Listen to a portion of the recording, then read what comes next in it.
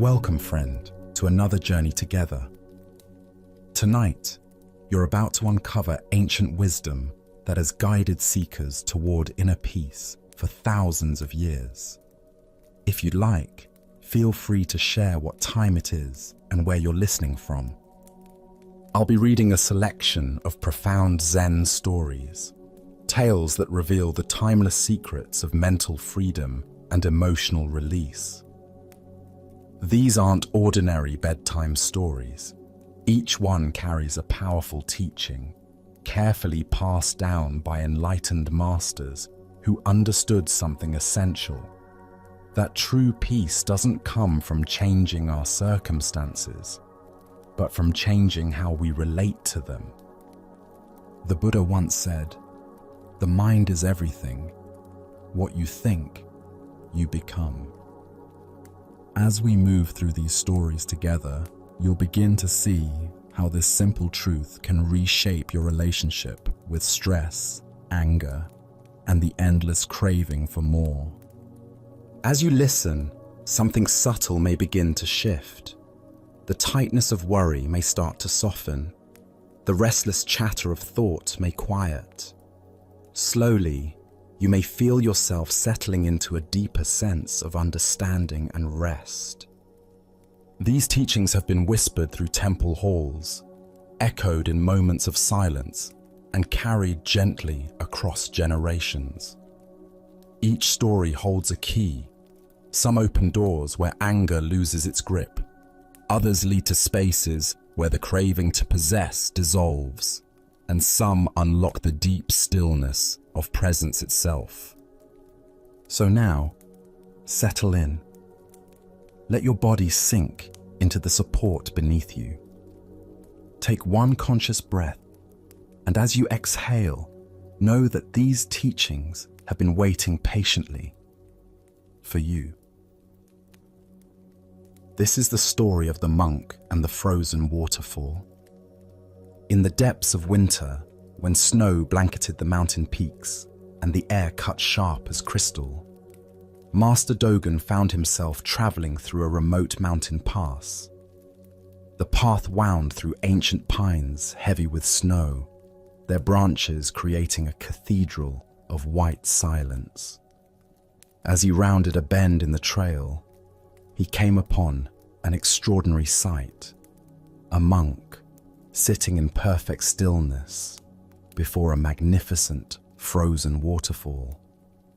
The waterfall, which in warmer months would have cascaded down the cliff face in thunderous sheets of silver, now hung suspended like a curtain of ice. Massive icicles formed frozen columns from the rocky ledges above, creating a crystalline sculpture that caught and reflected the pale winter light. Before this frozen monument sat the monk, his dark robes stiff with accumulated ice, his breath forming small clouds in the frigid air. Master Dogen approached quietly, his footsteps muffled by the snow. The monk's posture was impeccable despite the cold, spine straight, hands folded in meditation position, eyes gazing steadily at the frozen cascade before him. Frost had formed on his eyebrows and beard, and his robes had grown white with ice crystals, yet he remained motionless as the waterfall itself. "What are you seeking here, brother?" Master Dogen asked gently, his voice carrying softly through the winter stillness. The monk's eyes remained fixed on the waterfall as he replied, "I wait for the waterfall to teach me about flow while being still. I have been here for days, studying this mystery. How can something maintain its essential nature even when all movement appears to have stopped?" Master Dogen nodded thoughtfully, understanding the profound question that had drawn this monk to sit in such harsh conditions. He looked at the frozen waterfall, then bent down and selected a smooth stone from beneath the snow. Without warning, he drew back his arm and hurled the stone directly at the wall of ice. The stone struck the frozen surface with a sharp crack that echoed through the canyon like a bell. The sound reverberated off the cliff walls, bouncing back and forth in a gradually fading symphony that seemed to awaken the entire mountain. Birds stirred in the trees above, and small chunks of ice tinkled down from the impact point. "Did you hear the waterfall's teaching?" Master Dogen asked, his eyes twinkling with quiet amusement. The monk tilted his head, listening as the echo continued to fade through the canyon. As the sound gradually diminished, something shifted in his awareness. His eyes widened, and suddenly he began to laugh, a deep, joyful sound that seemed to warm the frozen air around them. He stood up slowly, brushing ice crystals from his robes with stiff fingers. "It never stopped flowing," he said, with wonder in his voice. Even in stillness, it was always moving towards spring. The water is there, beneath the ice, waiting. The flow continues, even when I cannot see it. Master Dogen smiled and bowed to the monk. "And what else did you hear in that echo?" The monk paused, still listening to the fading reverberations in his memory. I heard that I was the one who was truly frozen. The waterfall knew exactly what it was doing." Buddha's wisdom reminds us, nothing is permanent. Everything is subject to change. Being is always becoming.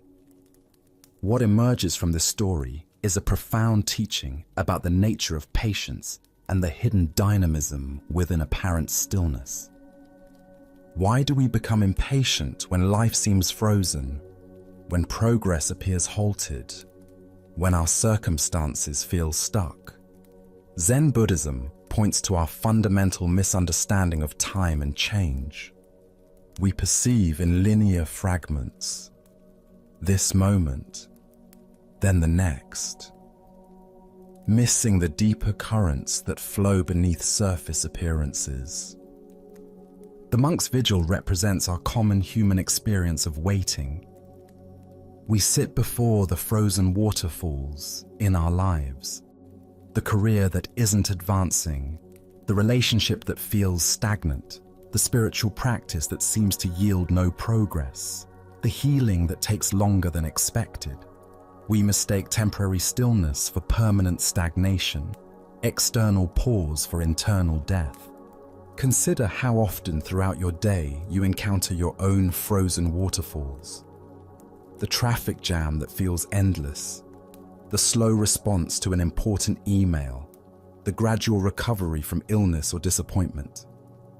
In these moments, do you recognize the flowing beneath the stillness, or do you become frozen yourself, rigid with impatience and frustration? Zen Master Huangpo taught, "The foolish reject what they see, not what they think. The wise reject what they think, not what they see." The monk initially rejected what he saw, a frozen waterfall, in favor of what he thought it should be. Master Dogen's stone revealed that thinking itself was the obstacle to deeper seeing. The stone striking the ice serves as a metaphor for the sudden insights that can shatter our fixed perspectives.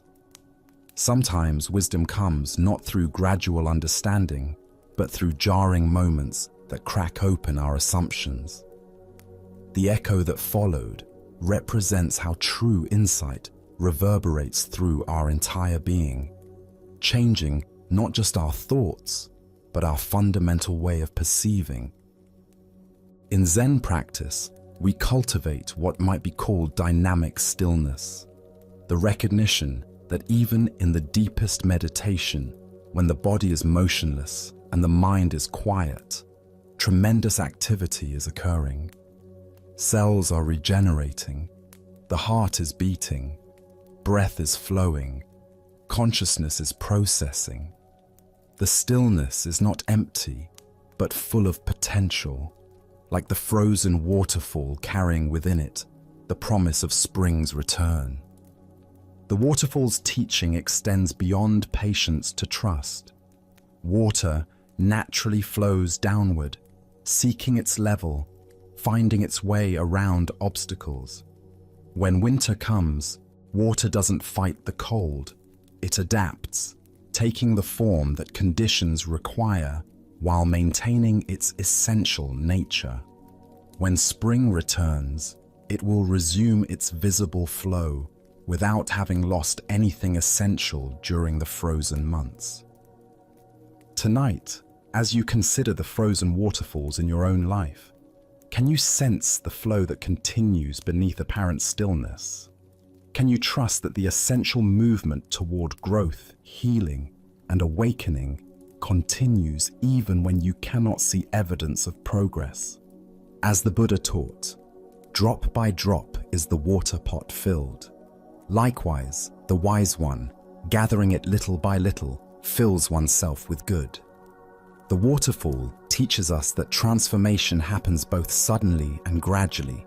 Suddenly when we see clearly, gradually as conditions ripen toward change. Our next story reveals the subtle difference between perfection and presence. This is the tale of the tea master's empty cup. In the ancient art of tea ceremony, every movement carries meaning. Every gesture holds centuries of tradition. Master Seno had devoted his entire life to this practice, studying under the greatest teachers, perfecting each element until his ceremonies were renowned throughout the region. His reputation drew students from distant provinces, all seeking to learn the secrets of his flawless technique. One autumn morning, as golden leaves drifted past the windows of his tea house, Master Seno received an unexpected visitor. A Zen monk, travel-worn and humble, appeared at his door requesting nothing more than a moment of rest. Master Seno, always gracious to guests, saw an opportunity to share his art with someone who might truly appreciate its spiritual dimensions. "Honored monk," he said with a deep bow, "please allow me to prepare tea for you. I would be grateful for your presence at a ceremony." The monk accepted gratefully, settling onto the tatami mat with the simple ease of one accustomed to finding contentment in any circumstance. Master Seno began his preparations with the precision of a ritual master, each movement flowing into the next with practiced elegance. He selected the finest tea leaves from his collection, examining them with the attention of a jeweler, appraising precious stones. The water was heated to exactly the right temperature, neither too hot to scorch the delicate leaves, nor too cool to release their essence. He measured each portion with mathematical precision, his hands moving with the confidence of decades of practice.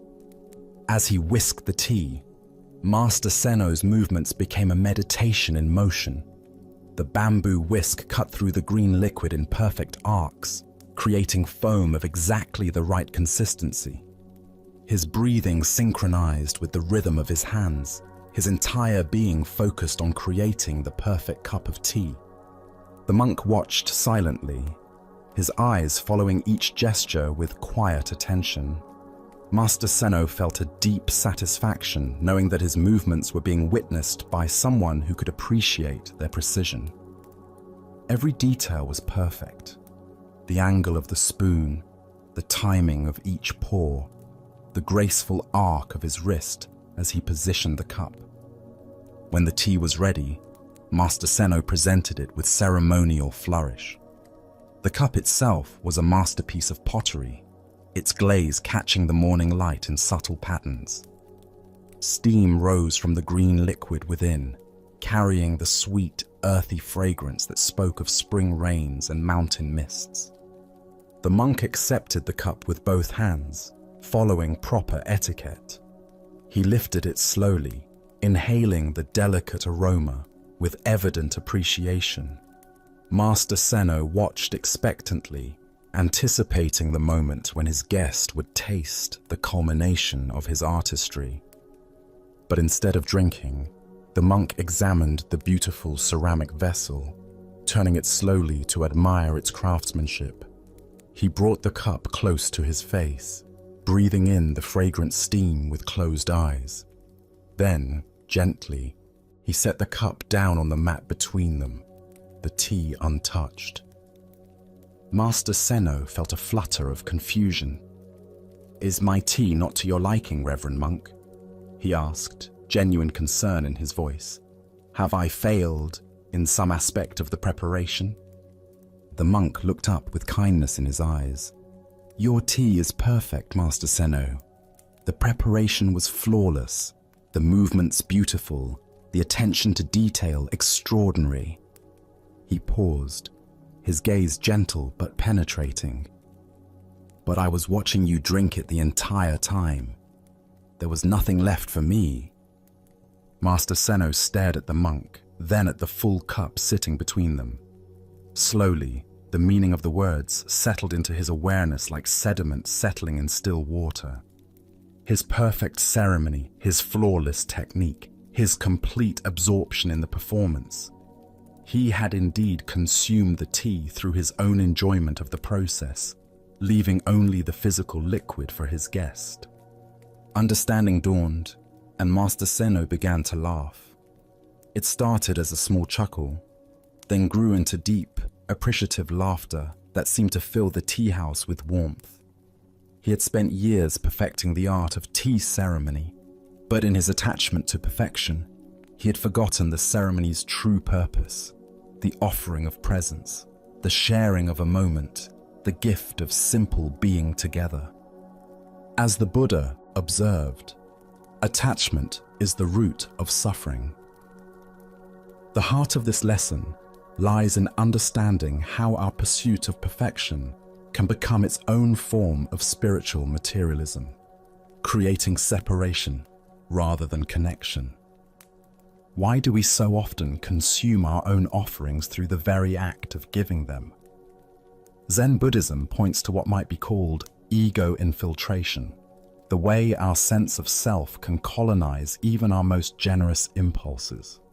When we perform acts of service, create works of art, or offer gifts to others, the ego often claims these actions as opportunities for self-enhancement rather than genuine offerings. Master Seno's predicament mirrors our daily experience in countless ways. Consider the parent who becomes so focused on providing the perfect birthday party that they miss their child's actual joy. The friend who prepares an elaborate meal while remaining so anxious about the cooking that they cannot enjoy their guests' company. The spiritual practitioner who becomes so attached to proper technique that they lose touch with the practice's purpose. This is not to diminish the value of skill, preparation, or attention to detail. Master Seno's technical mastery was genuine and beautiful. The problem arose when his awareness became so absorbed in his own performance that he lost connection with the recipient of his gift. He was like an actor who becomes so entranced by his own performance that he forgets his audience exists. Zen teacher Suzuki Roshi said, "In the beginner's mind, there are many possibilities, but in the expert's mind, there are few."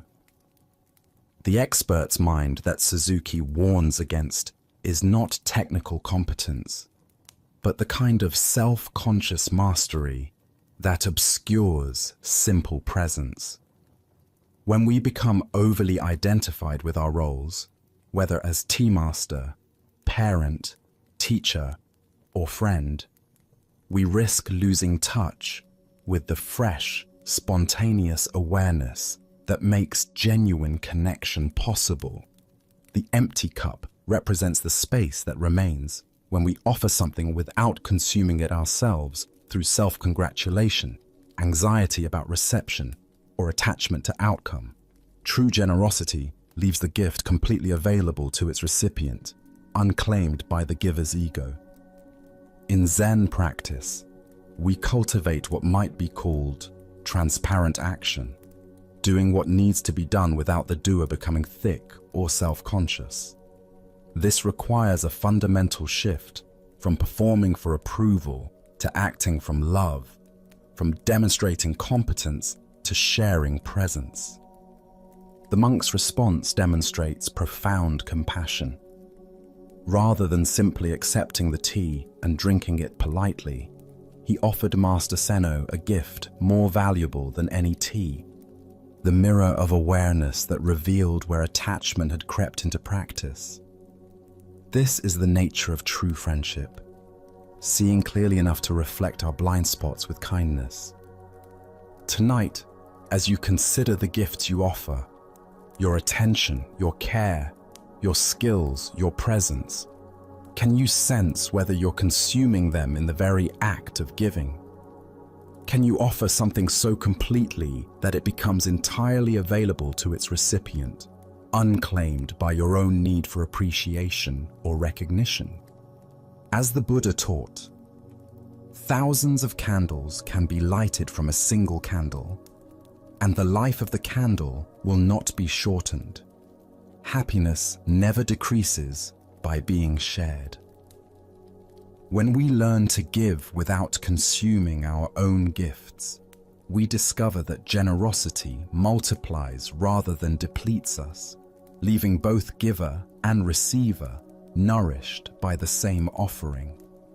As we continue our journey through the wisdom of Zen Buddhism, we encounter a story about the courage to question convention. This is the tale of the student who swept backwards.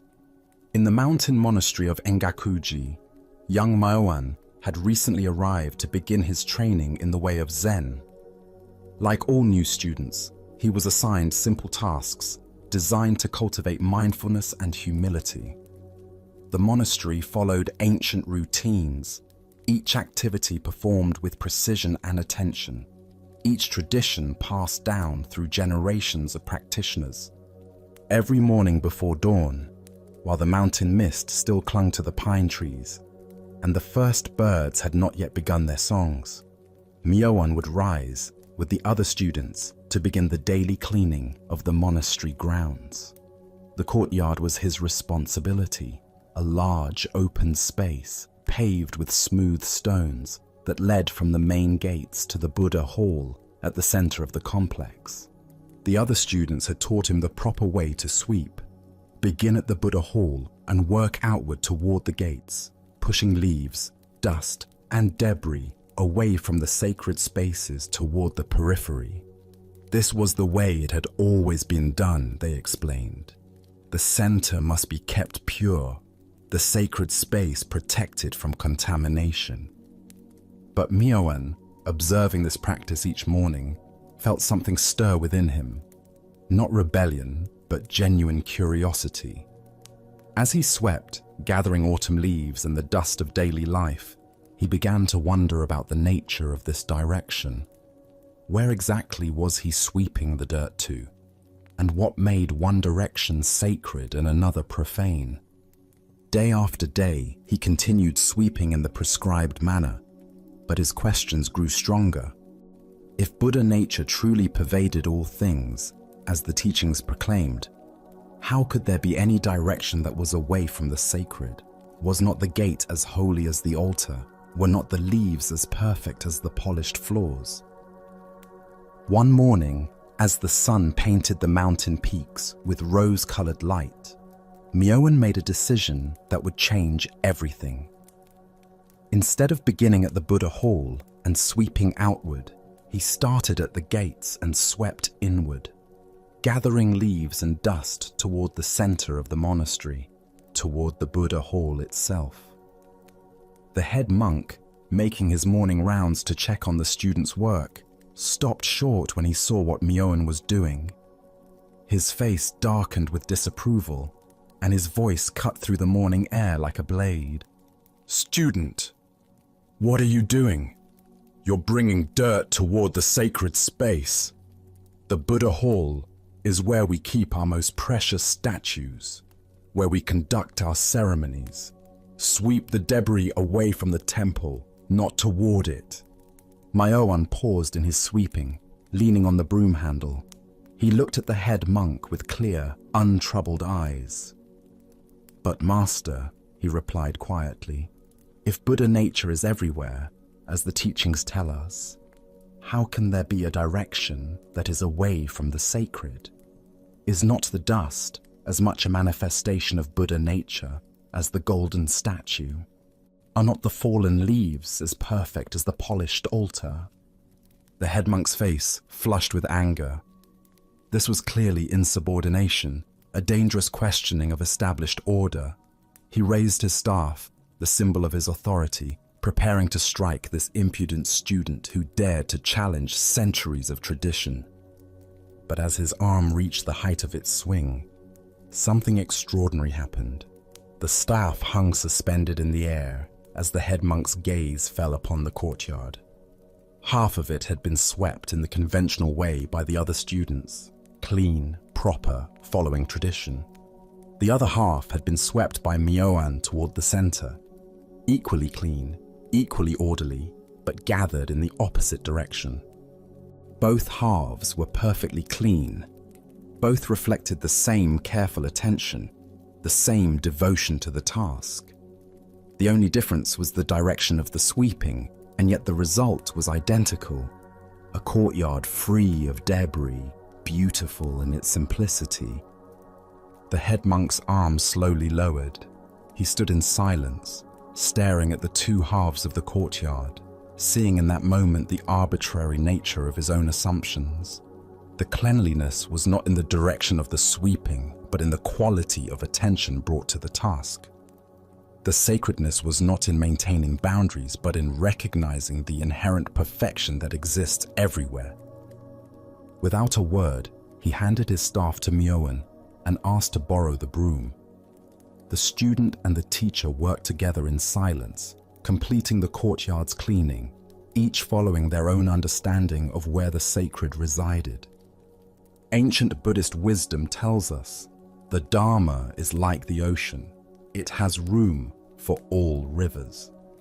This tale unveils the profound difference between blind conformity and conscious practice, between following rules and understanding principles. Why do we so readily accept conventional directions without examining their deeper meaning? Zen Buddhism points to what might be called institutionalized unconsciousness, the way established practices can become rigid forms that obscure rather than reveal the very truths they were designed to express. Religious and spiritual traditions inevitably develop conventional forms, and these forms serve important purposes. They provide structure, preserve wisdom, and create containers for sacred experience. But when we mistake the form for the essence, the method for the goal, we risk losing touch with the living truth that the forms were meant to convey. Myoan's questioning represents the healthy skepticism that prevents spiritual practice from becoming mere habit.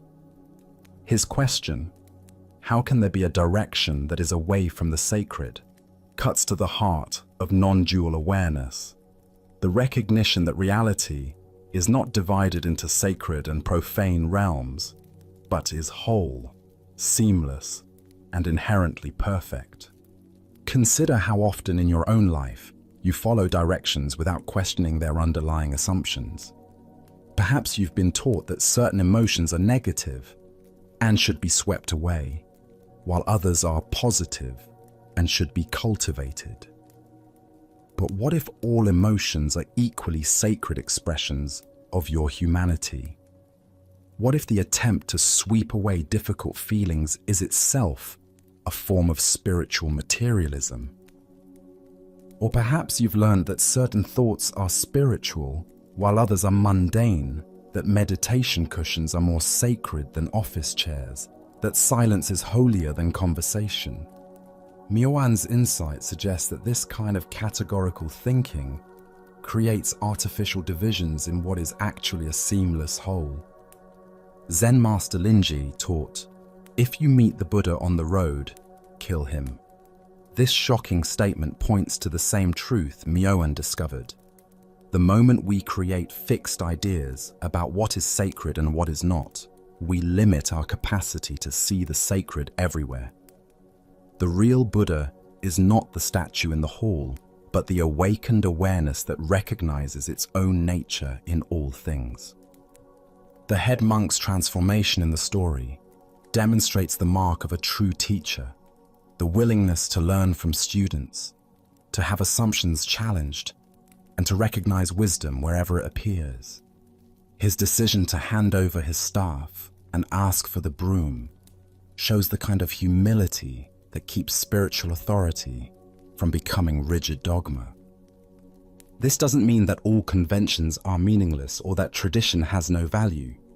Rather, it suggests that the highest respect for tradition comes from understanding its purpose deeply enough to know when its forms serve awakening and when they might obstruct it. The image of the two halves of the courtyard, one swept conventionally, one swept toward the center, both equally clean, offers a powerful metaphor for the many valid paths to the same truth. The goal is not uniformity of method, but clarity of seeing, not conformity of practice, but authenticity of realization.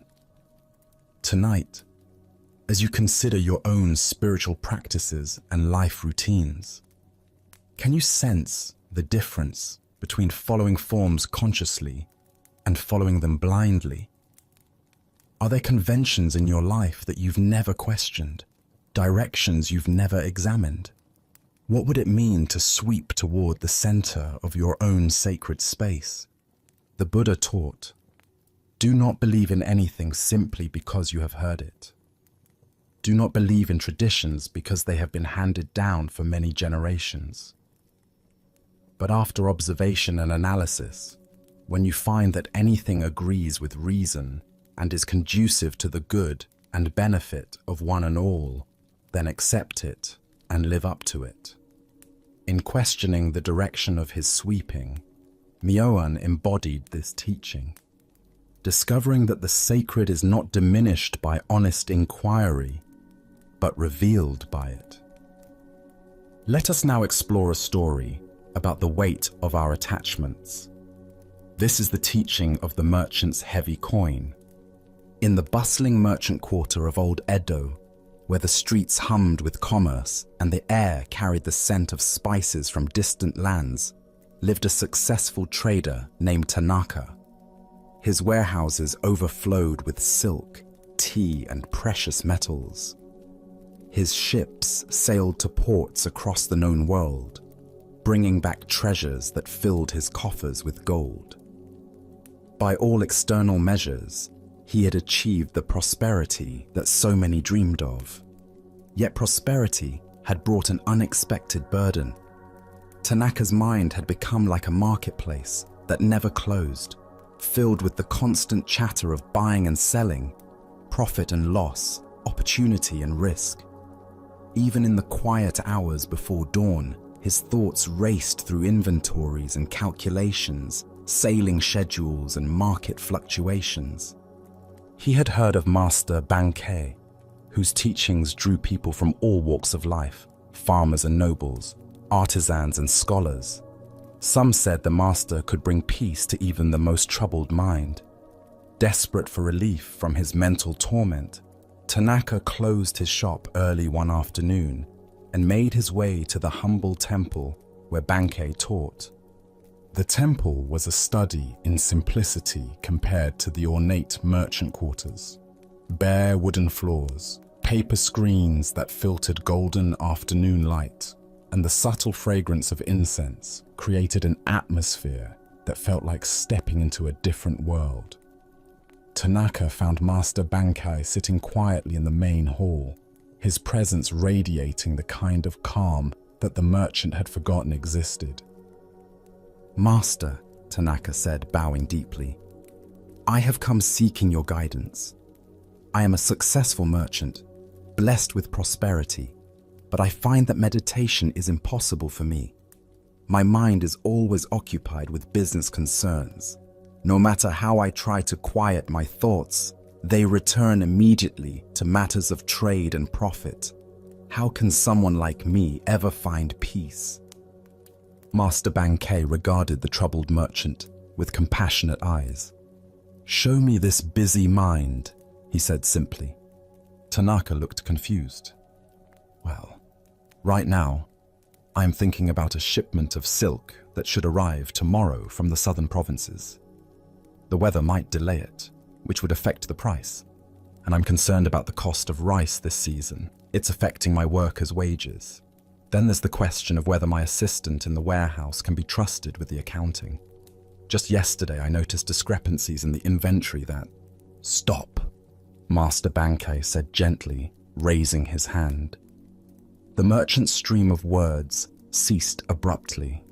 Master Bankei reached into his simple robe and withdrew a small gold coin, placing it on the low wooden table between them.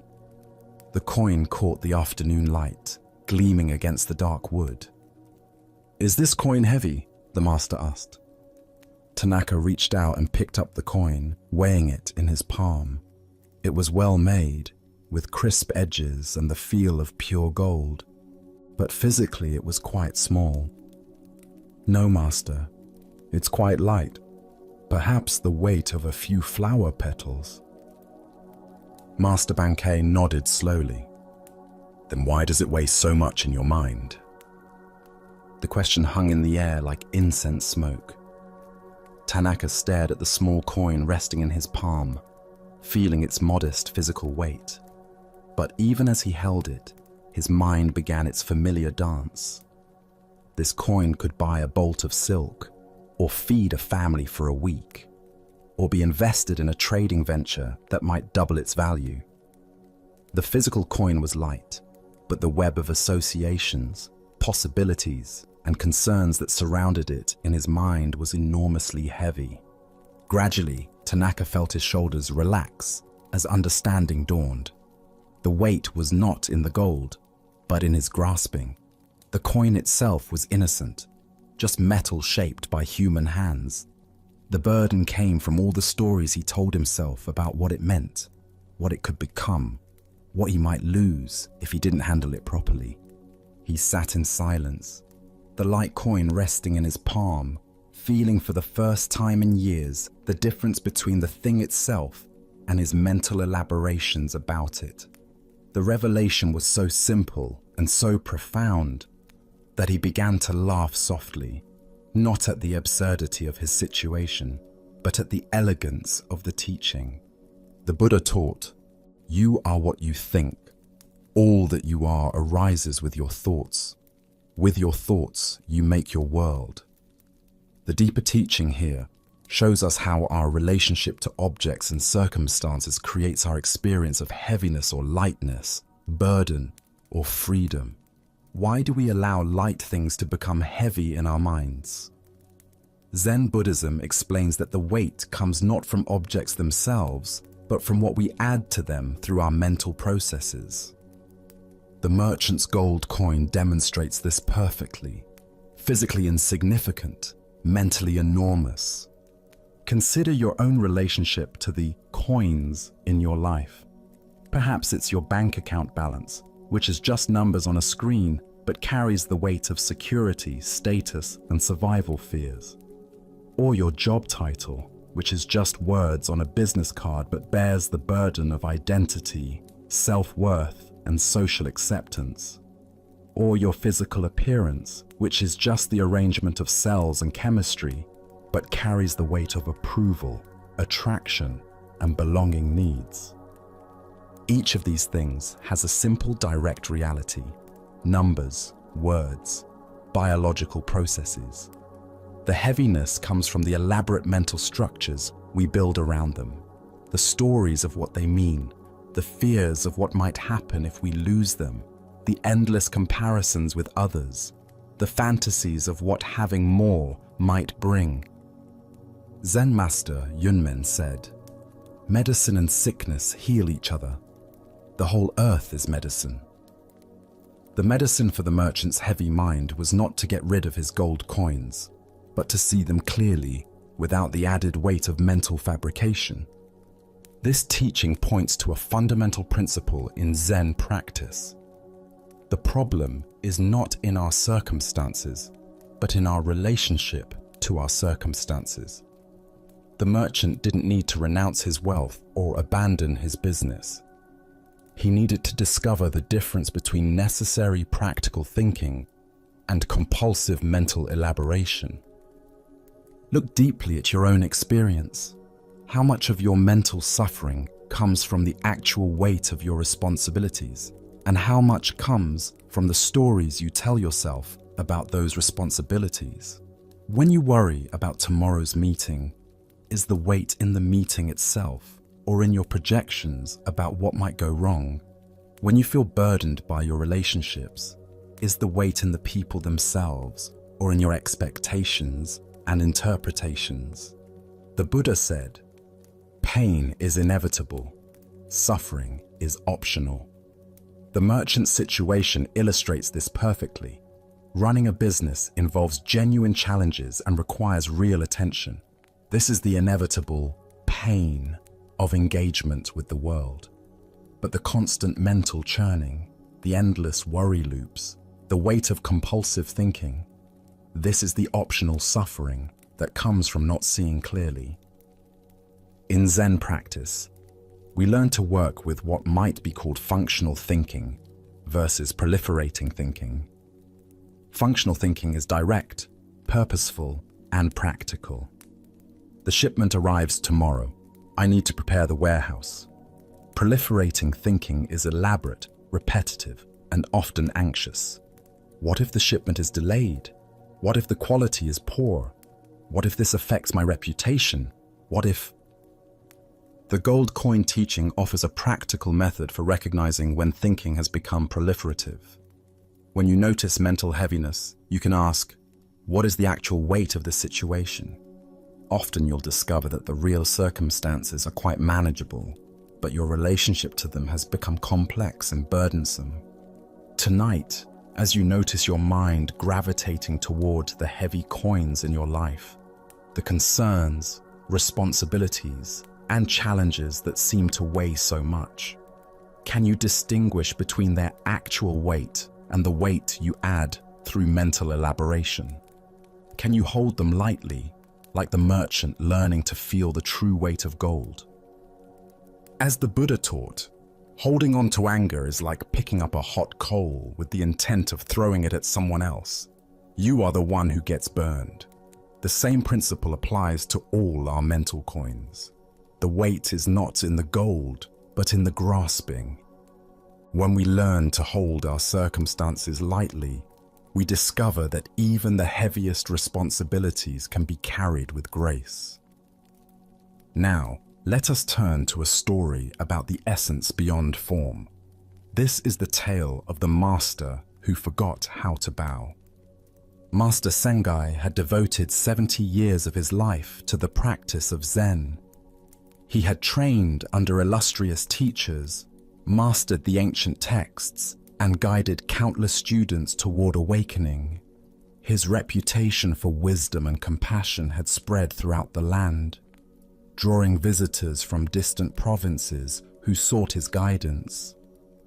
But as often happens with great age, his memory had begun to fade in small ways, creating moments of confusion that would have embarrassed a younger man. On this particular morning, the meditation hall was filled with an unusual gathering. Along with the regular community of monks and lay practitioners, a delegation of government officials had arrived to pay their respects to the venerable master. These were men of importance, accustomed to ceremony and proper protocol, who had come to honor the monastery with their presence and, not incidentally, to be seen honoring it. The morning ritual began as it had for centuries. Students and visitors filed into the meditation hall, taking their places on cushions arranged in precise rows. The ancient wooden floors creaked softly under the weight of so many bodies, and the air carried the familiar scent of incense mixed with the morning mist that drifted through the paper screens. As the senior teacher, Master Sengai was expected to lead the assembly in the traditional bows before the Buddha statue. These prostrations were performed with elaborate precision, a full prostration to the floor, hands placed just so, the timing synchronized with the rhythm of wooden blocks struck by the temple attendants. It was a ritual he had performed thousands of times, a dance of reverence so deeply embedded in muscle memory that it should have been automatic. But as Master Sengai approached the front of the hall, something strange happened. He paused before the golden Buddha statue, his hands beginning to move into the familiar position, then stopping uncertainly. He looked at his hands as if they belonged to someone else, then glanced around at the assembled practitioners who were waiting for his lead. The younger monks watched with growing concern as their revered teacher stood motionless, clearly struggling to remember the proper form. Some of the visiting officials shifted uncomfortably on their cushions, whispering among themselves. The moment stretched on, becoming increasingly awkward as the entire assembly waited for Master Sengai to begin the ceremony. One of the visiting dignitaries, a man accustomed to having his own importance acknowledged, could not contain himself. In a voice loud enough for everyone to hear, he whispered to his companion, "How shameful! The master has forgotten the Dharma. How can someone who claims to be enlightened forget such basic practices?" Master Sengai's hearing, though aged, was still sharp enough to catch these words. He turned toward the voice with a gentle smile, showing no trace of embarrassment or offense. Instead of attempting to fumble through the traditional bows or asking for assistance, he did something completely unexpected. He walked slowly to the center of the meditation hall, where everyone could see him clearly. There, he simply stood quietly with his hands resting naturally at his sides, his posture upright but relaxed, his breathing calm and steady. The morning light filtering through the paper screens seemed to illuminate his weathered face. And in that moment, his very presence filled the hall with a quality of peace that was more profound than any formal ceremony. "I have forgotten how to bow," he announced to the entire assembly, his voice carrying easily through the sudden silence. "But I have not forgotten how to be grateful." The effect of these words was immediate and transformative. The hall fell into a silence so complete that even the birds outside seemed to pause in their singing. In that moment of perfect stillness, Master Sengai's simple standing became more eloquent than 1,000 perfect prostrations. His presence itself was a teaching more profound than any formal demonstration of religious protocol. The visiting officials, who moments before had been whispering their criticism, found themselves profoundly moved. The younger monks, who had been worried about their teacher's lapse in memory, suddenly understood that they were witnessing something far more valuable than correct technique. In forgetting the form, Master Sengai had revealed the essence that the form was meant to express. He stood there for several more moments, his very being radiating the gratitude he had spoken of. Gratitude for the morning light, for the assembly gathered in practice, for the breath moving through his aged body, for the simple miracle of being present in this moment.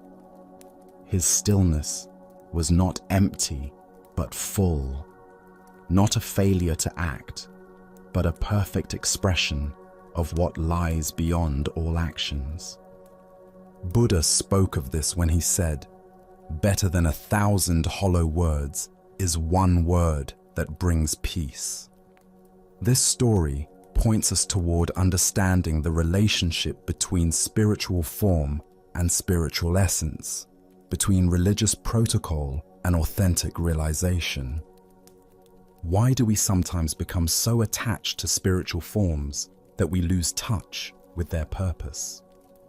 Zen Buddhism explains that practices and rituals serve as fingers pointing at the moon, valuable as long as we remember they're meant to direct our attention towards something beyond themselves.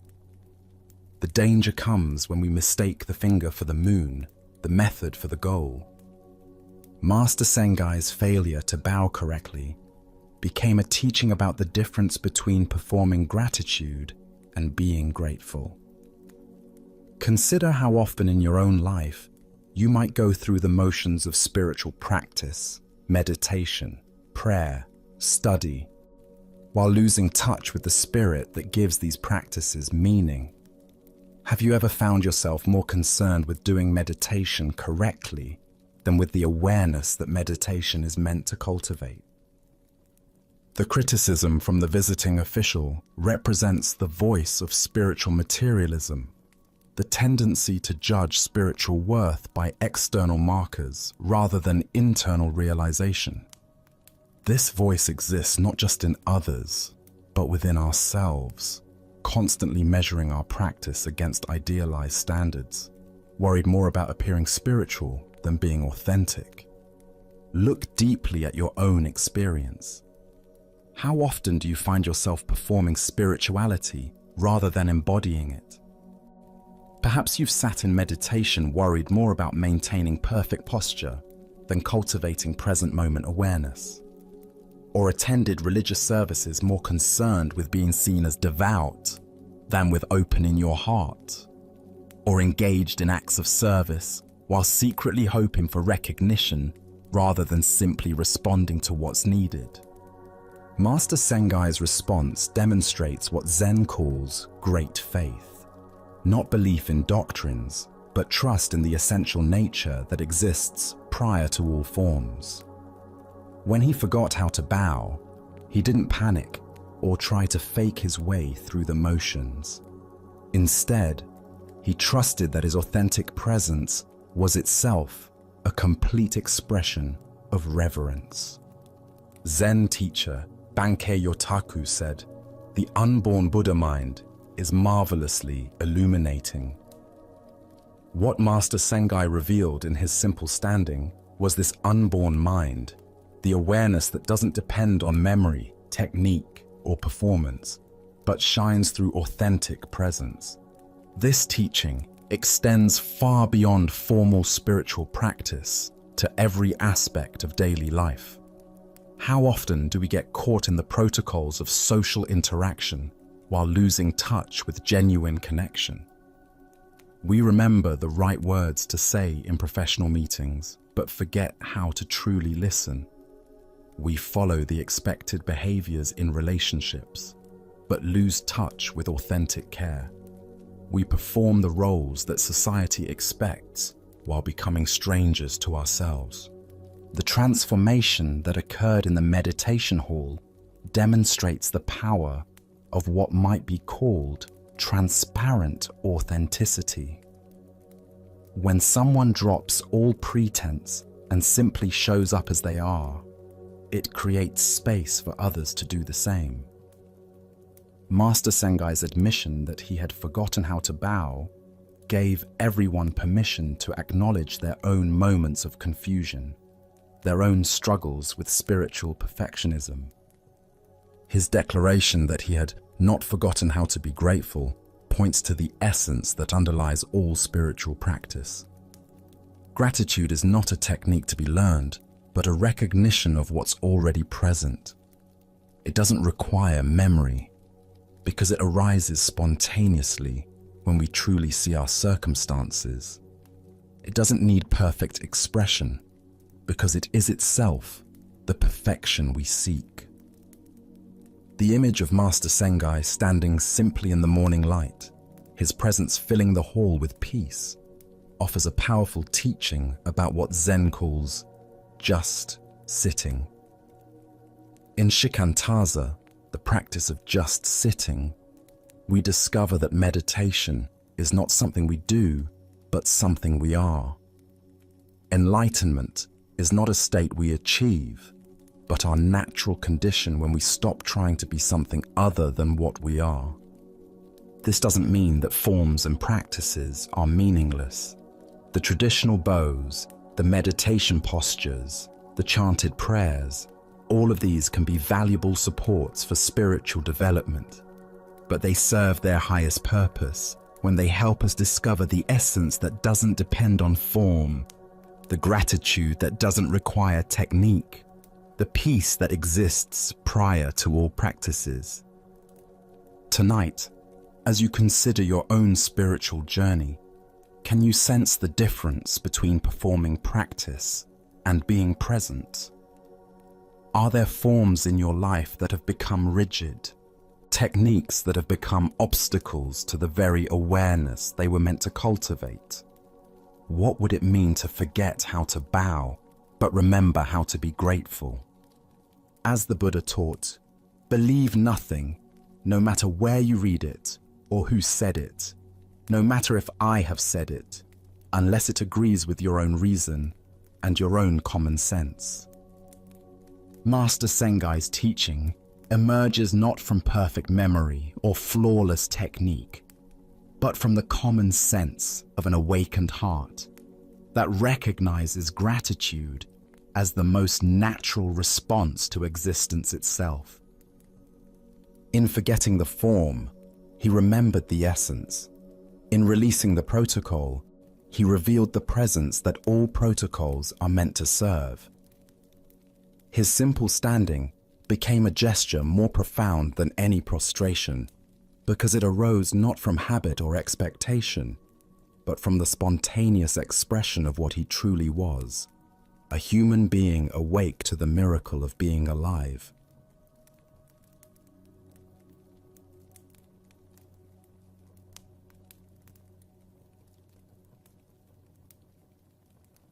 Let us now explore a story about the invisible burdens we carry through life. This is the tale of the empty backpack. In a serene monastery garden, where morning dew glistened on carefully tended paths, a young seeker approached his teacher with a question weighing heavily on his heart. His eyes reflected both determination and confusion as he bowed respectfully. "Master," he said, "I wish to understand my path on earth better. Why do I seem to carry my past and relive it again and again? Why can't I get past my past?" The master studied the young man with compassionate eyes, then gestured toward an intricate maze of translucent silk panels, shimmering in the garden's filtered sunlight. "Go forward into the maze," he said, reaching for a leather backpack. "But carry this as you walk. It will help you stay focused. Be careful though, as it is quite heavy." The young man accepted the backpack, initially surprised by how easily the master handed it over. But the moment it settled into his grasp, he gasped. The weight was extraordinary, forcing him to bend forward as he struggled toward the maze. Inside the silken labyrinth, he immediately encountered solid walls. Through the translucent material, he could see other seekers navigating their paths like distant ghosts. No matter which direction he turned, every path seemed blocked. Exhausted, he sat down to think. "Others are clearly ahead of me," he thought. "Should I cheat and crawl under the silk?" After wrestling with these thoughts, he chose integrity. As he stood with renewed resolve, an opening magically appeared. Progress felt rewarding until he faced another wall. This time, good intentions yielded no results. The backpack's weight became unbearable, cutting into his shoulders. What could be so heavy yet feel so soft? Overcome with curiosity, he removed the pack and peered inside. It was completely empty. Yet when he lifted it again, the weight remained undeniable. As he placed it back on his shoulders, a voice whispered clearly, "Look inside of you, young man, for the weight lies there." Suddenly, memories flooded his consciousness. His childhood tormentors, accumulated hurts, and resentments carried for years. As he relived each painful experience, the backpack grew heavier. Then understanding dawned. "I am the weight. I carry the burden of that which troubles me." With this insight, he began the work of forgiveness. "I forgive you, wherever you are," he found himself saying. Immediately, the pack lightened and new pathways opened. As sunlight warmed his face and he remembered moments of love. The weight continued diminishing until the backpack felt weightless. Finally, surrounded by solid silk walls, he sat in meditation. I am the light and the way. I recognized that I was the impediment, not anyone else. At these words, his feet began rising from the earth. He floated above the maze, seeing how others remained trapped by darkness in their own packs. With a thought, he found himself beside his teacher outside the labyrinth. "Master," he said, his face radiant, "I discovered that my darkness caused my weight, and my lightness freed me to fly." The master smiled knowingly. "What do you feel, young one? Do you feel freed?" Without waiting for an answer, he walked away. Buddha's wisdom reminds us, holding on to anger is like grasping a hot coal with the intent of throwing it at someone else. You are the one who gets burned. This ancient teaching illuminates the profound truth revealed in the empty backpack story. We are the creators of our own burdens. What emerges from this tale is recognition that our past does not imprison us. Our relationship to our past does. The young seeker discovered that suffering came not from what others had done, but from his unwillingness to release those experiences. The empty backpack represents the invisible weight of unprocessed emotions and unhealed wounds we carry through life. Why do we cling so tenaciously to our pain? First is our identification with wounds. We derive identity from grievances, thinking, "I am someone who was wronged," rather than, "I experienced wronging, but I'm not defined by it." Second is our addiction to the familiar. Even painful emotions become comfortable because they're known. Third is our misunderstanding of forgiveness, believing it means condoning harmful behavior rather than freeing ourselves from resentment's prison.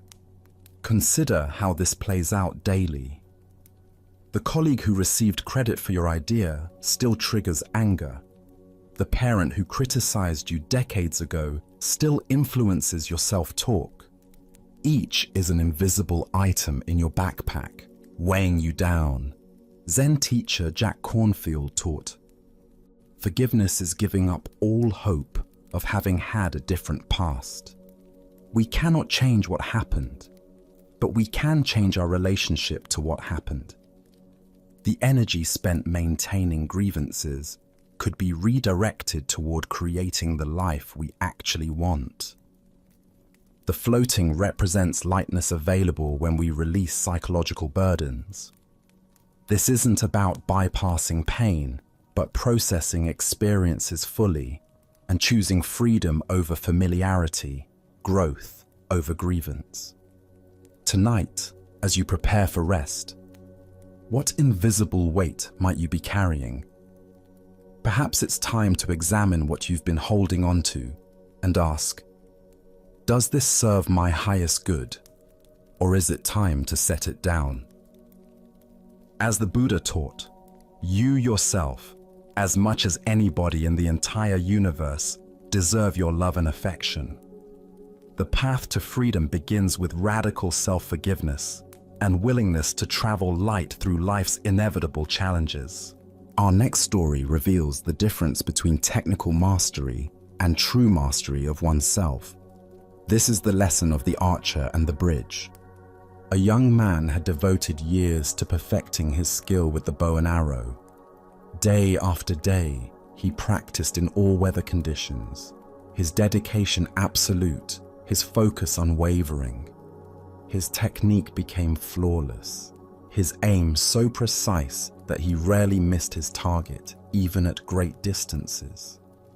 Word of his remarkable ability spread throughout the region, and he began winning archery contests one after another, each victory feeding his growing pride and confidence. Flush with success, and perhaps a bit intoxicated by his own reputation, the young archer decided to seek out the ultimate challenge. He had heard whispered stories of an old Zen master who lived high in the mountains, a man renowned not only for his spiritual wisdom, but also for his legendary skill with the bow.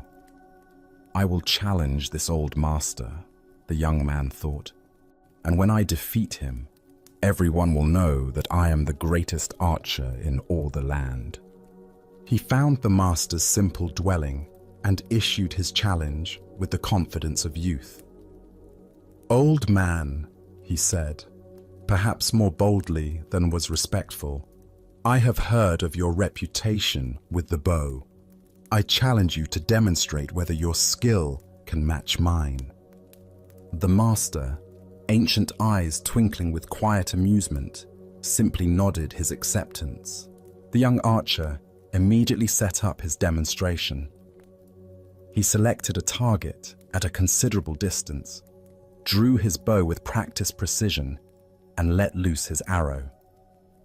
It flew straight and true, striking the exact center of the bullseye with a satisfying thud.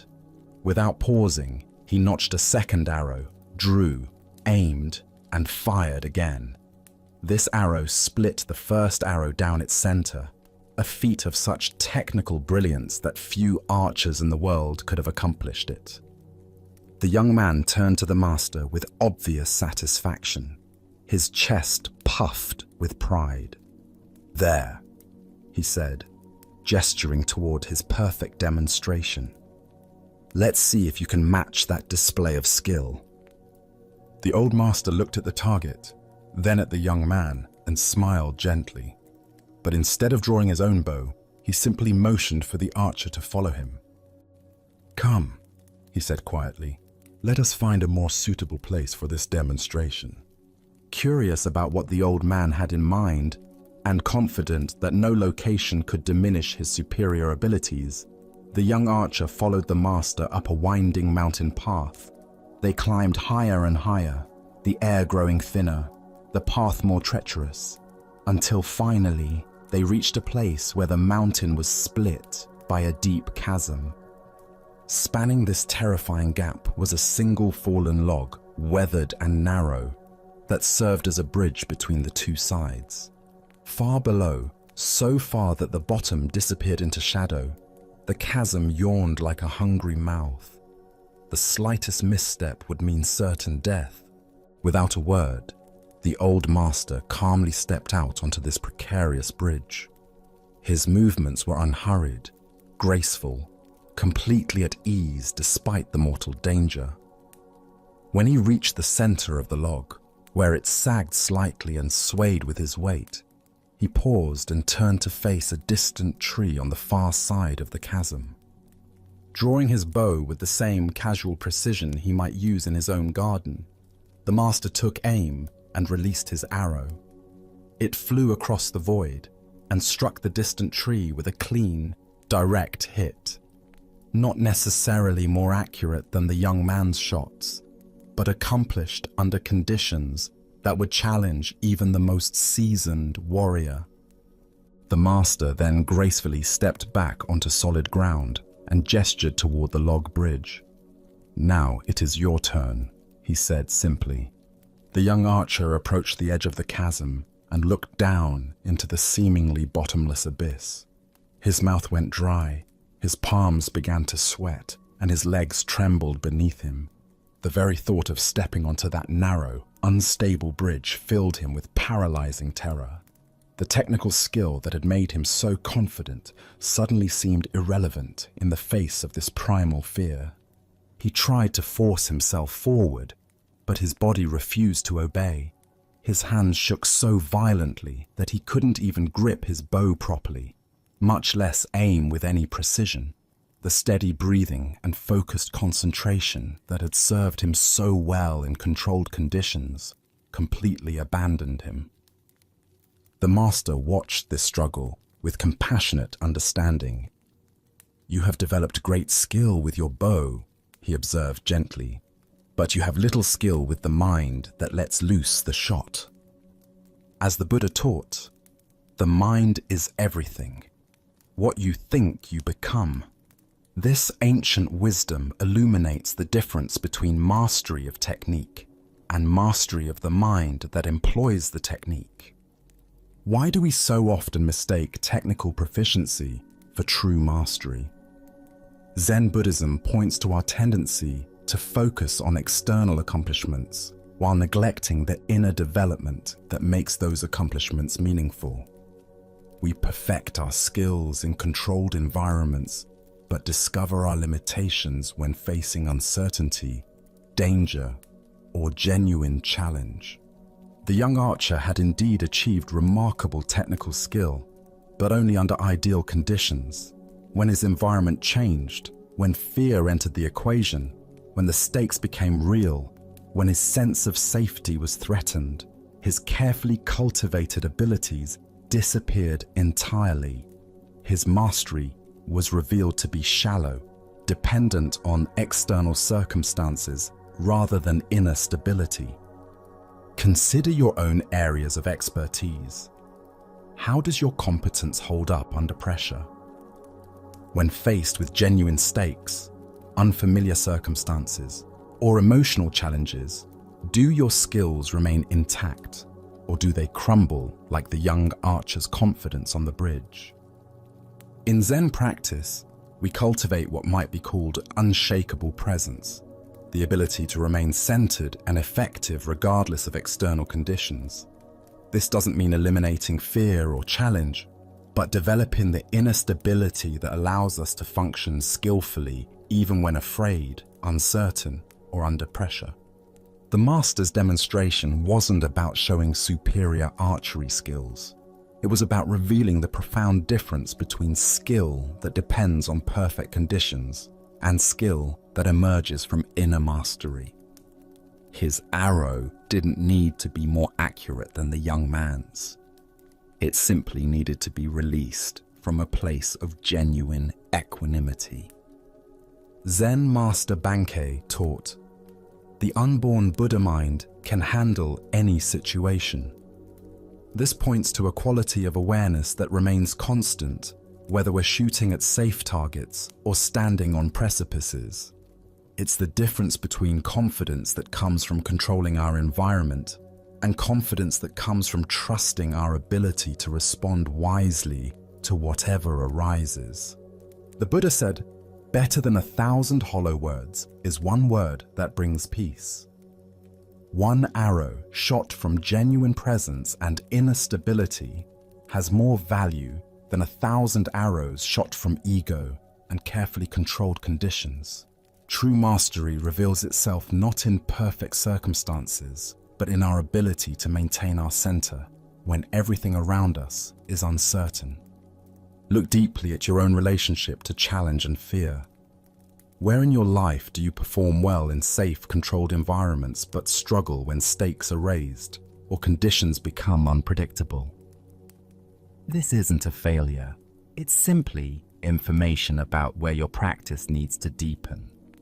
Tonight, as you consider the various skills and competencies you've developed, can you distinguish between those that depend on perfect conditions and those that remain stable under pressure?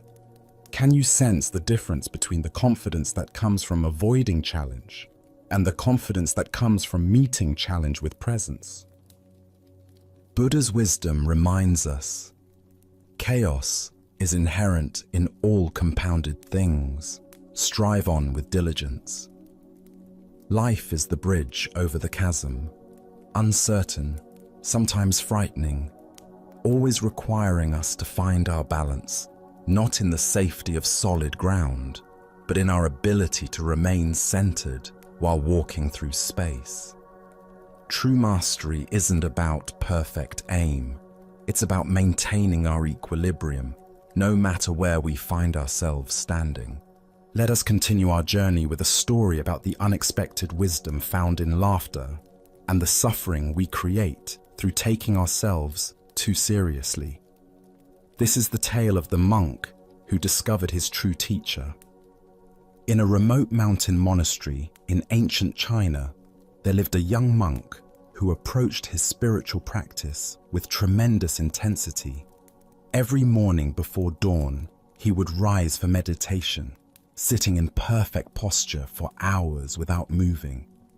He studied the Buddhist texts with scholarly precision, memorizing sutras and debating philosophical points with fierce concentration. His fellow monks often remarked on his seriousness and dedication to the Dharma. One crisp autumn morning, while studying a particularly complex passage about the nature of emptiness, the young monk encountered something that completely baffled him. The text seemed to contradict everything he thought he understood about Buddhist philosophy. The words appeared clear enough individually, but their meaning together seemed to dissolve into paradox the moment he thought he grasped it. Determined to understand, he carefully marked the passage and made his way to the master's quarters. The old teacher sat in his simple room, sunlight streaming through paper windows, creating patterns of light and shadow on the wooden floor. "Venerable master," the monk said, bowing deeply, "I have encountered a teaching that I cannot comprehend. Could you please illuminate its meaning for me?" He recited the passage with careful precision, explaining his confusion and the various interpretations he had considered. The master listened attentively, nodding occasionally, his expression thoughtful and engaged. When the young monk finished his earnest explanation, something unexpected happened. The master's face suddenly broke into a broad smile, then quiet chuckling, and finally erupted into hearty, uncontrollable laughter. His whole body shook with mirth, tears streaming down his weathered cheeks. The monk stood frozen, completely bewildered. This was not the response he had anticipated. Where he expected profound wisdom and careful explanation, he found only laughter. The master's amusement seemed to fill the entire room, echoing off the walls and growing even more intense. Without offering any explanation, the master stood up, still laughing, and walked out of the room, leaving the young monk alone with his confusion and growing distress. For the next 3 days, the monk could think of nothing else. The master's inexplicable laughter haunted him constantly. He barely touched his meals, his meditation was scattered and unfocused, and sleep came only in brief, restless intervals. The question consumed him entirely. Why had his sincere spiritual inquiry been met with such puzzling amusement? Other monks noticed his distressed state, but his responses to their concerns were vague and troubled. He felt humiliated, confused, and increasingly agitated. Had the master been mocking his understanding? Was his question somehow foolish? Did his years of dedicated practice mean nothing? Finally, unable to bear the torment any longer, he returned to the master's room. This time, he didn't bow or recite passages. Instead, he spoke directly from his heart. "Master, for 3 days I have been deeply disturbed by your reaction to my question.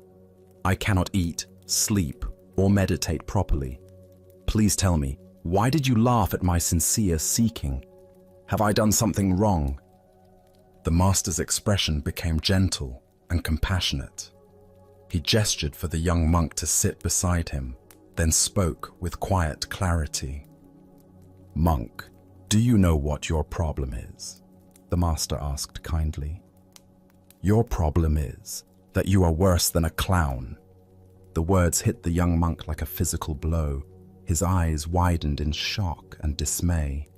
"Venerable sir, how can you say such a thing? How can I be worse than a clown? I have dedicated my life to spiritual practice, to understanding the Buddha's teachings. I have sacrificed worldly pleasures and pursued wisdom with complete sincerity. How can you compare me to a mere entertainer?" The master smiled warmly and explained, "A clown's greatest joy comes from making people laugh. When others laugh, the clown feels fulfilled and happy.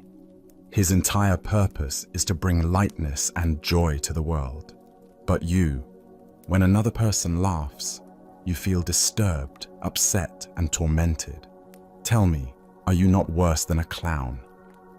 At these words, understanding dawned like sunrise breaking through clouds. The young monk saw immediately how his attachment to being taken seriously had created his suffering. He had been so invested in his image as a dedicated practitioner that he couldn't receive the master's joy. The laughter hadn't been mockery.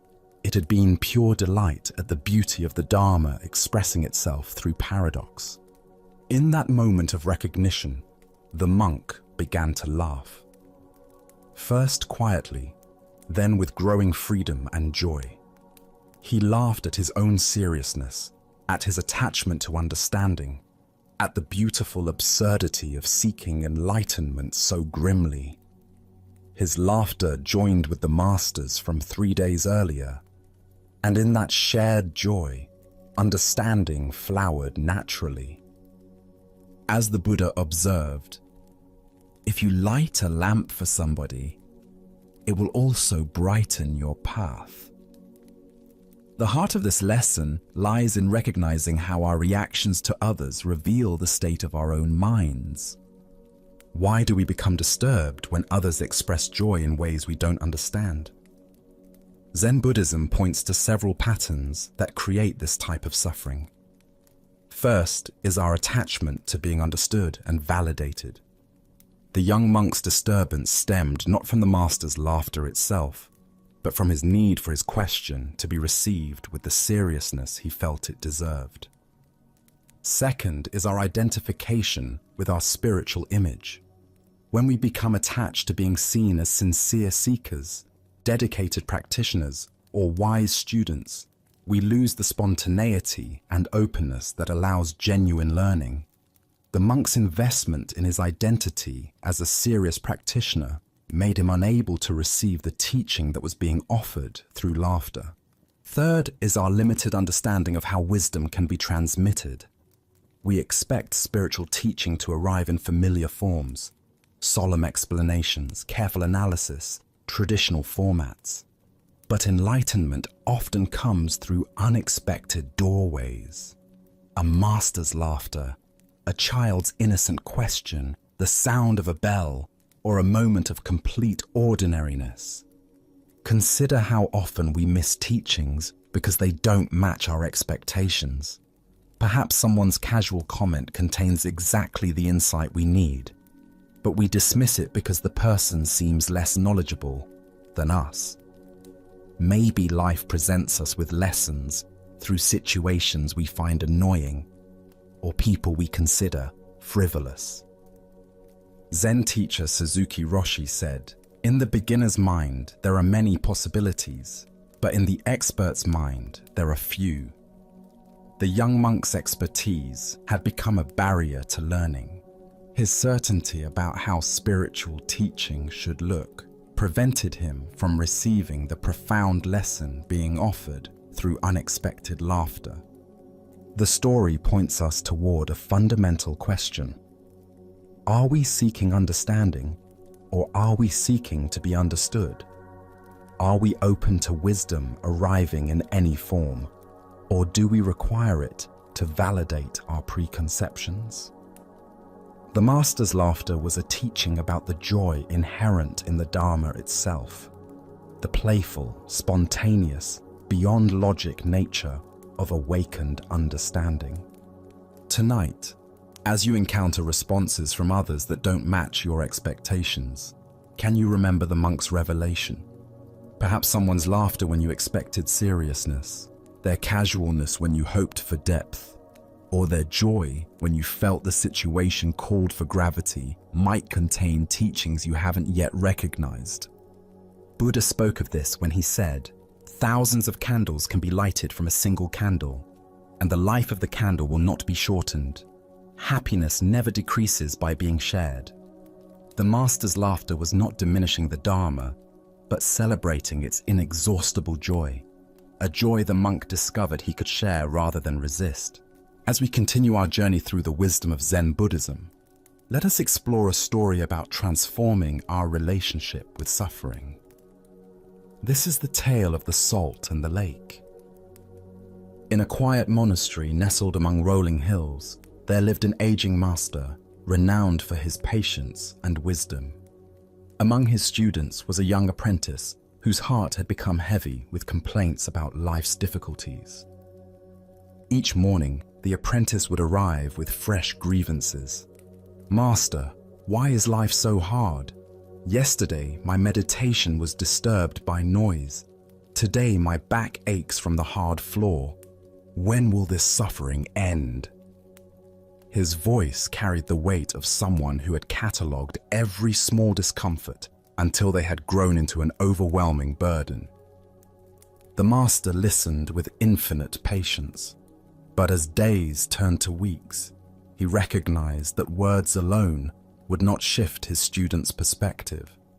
One crisp morning, as golden sunlight streamed through their simple dwelling, the master made an unusual request.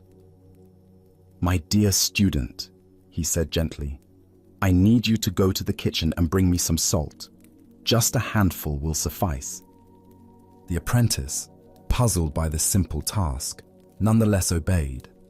He returned with cupped palms containing coarse white crystals. "Now," the master instructed, producing a small glass of water, "place all of that salt into this glass and drink it." The young man hesitated. "Master, that seems like far too much salt for such a small amount of water." "Trust the process," the master replied. "Drink." The apprentice poured the salt into the glass, watching the crystals dissolve into a cloudy, unappetizing mixture.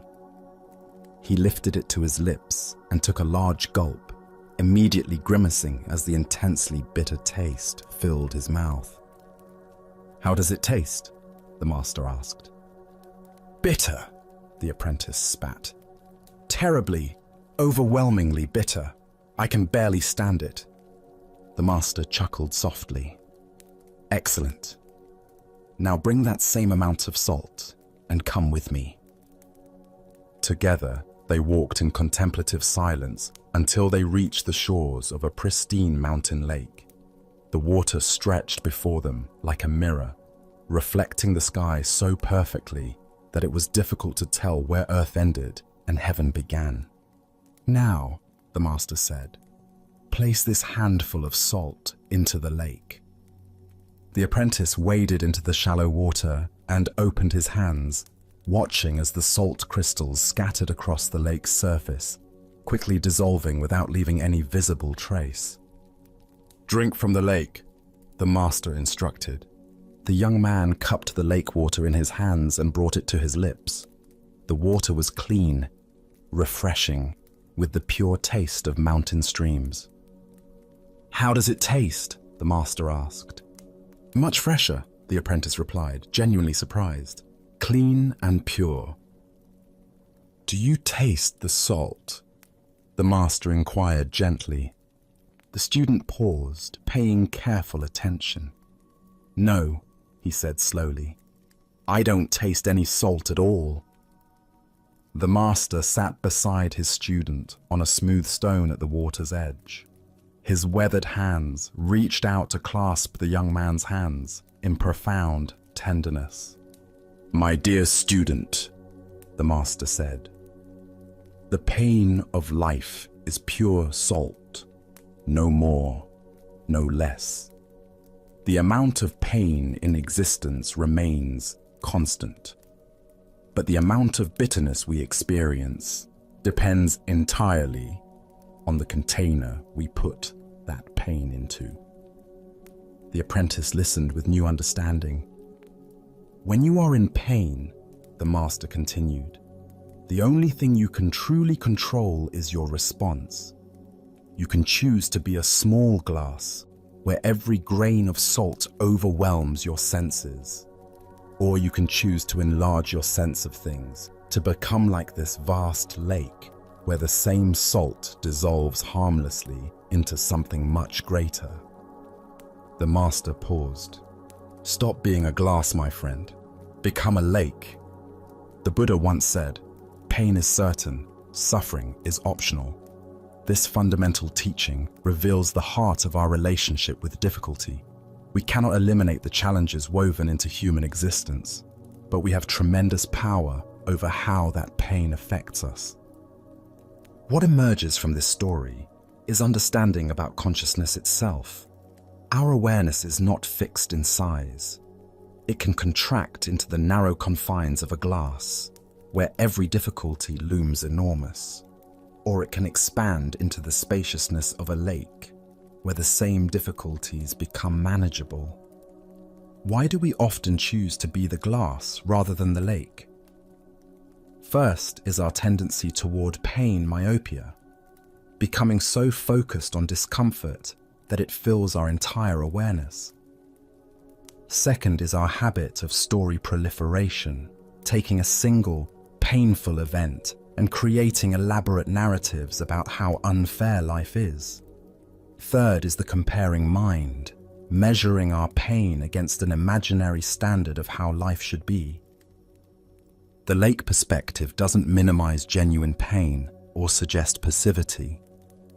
Rather, it offers a skillful way of relating to inevitable challenges that doesn't compound them with unnecessary suffering. From lake consciousness, we can respond to problems more creatively because we're not overwhelmed. Zen master Thich Nhat Hanh taught, "Thanks to impermanence, everything is possible." From the lake perspective, we remember that everything arises and passes away within the vast space of awareness. Today's crisis becomes tomorrow's memory. We become a lake through practices that naturally expand awareness. Meditation teaches us to rest in spacious presence. Gratitude helps us notice experiences beyond immediate difficulties. Service reminds us that our pain is part of shared human experience. Tonight, as you reflect on current challenges, can you sense the difference between experiencing them from glass consciousness versus lake consciousness? What would it feel like to allow your awareness to expand beyond the immediate intensity of difficulties to include the vast context of this moment? As the Buddha taught, if you want to know your mind, sit down and observe it. If your mind is clear, happiness will come. The clarity he speaks of is not the absence of salt, but the spaciousness to hold it skillfully. In becoming lakes rather than glasses, we discover that pain can become a gateway to deeper compassion and freedom. Let us continue with a story about the limits of understanding and the honesty of not knowing. This is the teaching of the Emperor and Master Gudo. The Emperor of Japan, a man accustomed to receiving definitive answers from his advisors and scholars, had arranged a private audience with Master Gudo, one of the most respected Zen teachers in the realm. The Emperor came with genuine curiosity about spiritual matters, particularly questions about life, death, and what might lie beyond ordinary understanding. Seated in the formal chamber where matters of state were usually discussed, the Emperor felt comfortable posing even the most profound questions to this renowned master. After all, if anyone would possess answers to life's deepest mysteries, surely it would be an enlightened Zen teacher who had spent decades in contemplation and practice. Master Gudo, the Emperor began with the directness that comes from a lifetime of authority. I have a question that has troubled many great minds throughout history. What happens to a man of enlightenment after death? Surely someone of your spiritual attainment would understand such matters. The Emperor expected a profound discourse on the nature of consciousness after physical death, perhaps insights into rebirth, karma, or the eternal nature of enlightened awareness. He was prepared to hear about subtle realms, the dissolution of individual consciousness into cosmic unity, or other elevated teachings that would satisfy his curiosity about this ultimate mystery. Instead, Master Gudo looked at the emperor with complete equanimity and gave the most honest answer possible. How should I know? The emperor was taken aback. Here was a master revered throughout the land for his wisdom, essentially admitting ignorance about what seemed like a fundamental spiritual question. But master, the emperor pressed, somewhat incredulous, you are an enlightened teacher. Surely you must have special knowledge about such things. Gudo's response was immediate and perfectly logical. Yes, sir, but not a dead one. The simplicity of this exchange contains a profound teaching about the nature of genuine wisdom and the difference between authentic understanding and pretended knowledge. As the Buddha taught, I know nothing except the fact of my ignorance. This ancient wisdom illuminates the profound honesty that characterizes true spiritual maturity, the willingness to admit the limits of one's knowledge, rather than pretending to understand what cannot be known from one's current position. Why do we expect spiritual teachers to have answers to questions that can only be resolved through direct experience? Zen Buddhism emphasizes the importance of distinguishing between conceptual knowledge and lived understanding, between what we can theorize about and what we can actually know. Master Gudo's response wasn't a failure of wisdom, but a demonstration of it. He refused to engage in speculation about experiences he hadn't had, even when pressed by someone in a position of great authority. His honesty revealed more wisdom than any elaborate theory about post-death consciousness could have provided. Consider how often in daily life we pretend to know things we don't actually know. Whether it's offering confident opinions about complex social issues, giving definitive advice about other people's relationships, or claiming certainty about uncertain outcomes, we often feel pressured to appear knowledgeable rather than admitting the limits of our understanding. The emperor's assumption that enlightenment should include knowledge about death reflects a common misconception about spiritual development. We imagine that awakening provides a comprehensive database of cosmic information rather than a fundamental shift in how we relate to not knowing. In Zen practice, we cultivate what Suzuki Roshi called "don't know mind," a state of open awareness that doesn't need to fill every gap in understanding with theories or beliefs. This isn't ignorance, but a wise recognition that direct experience is more valuable than second-hand information.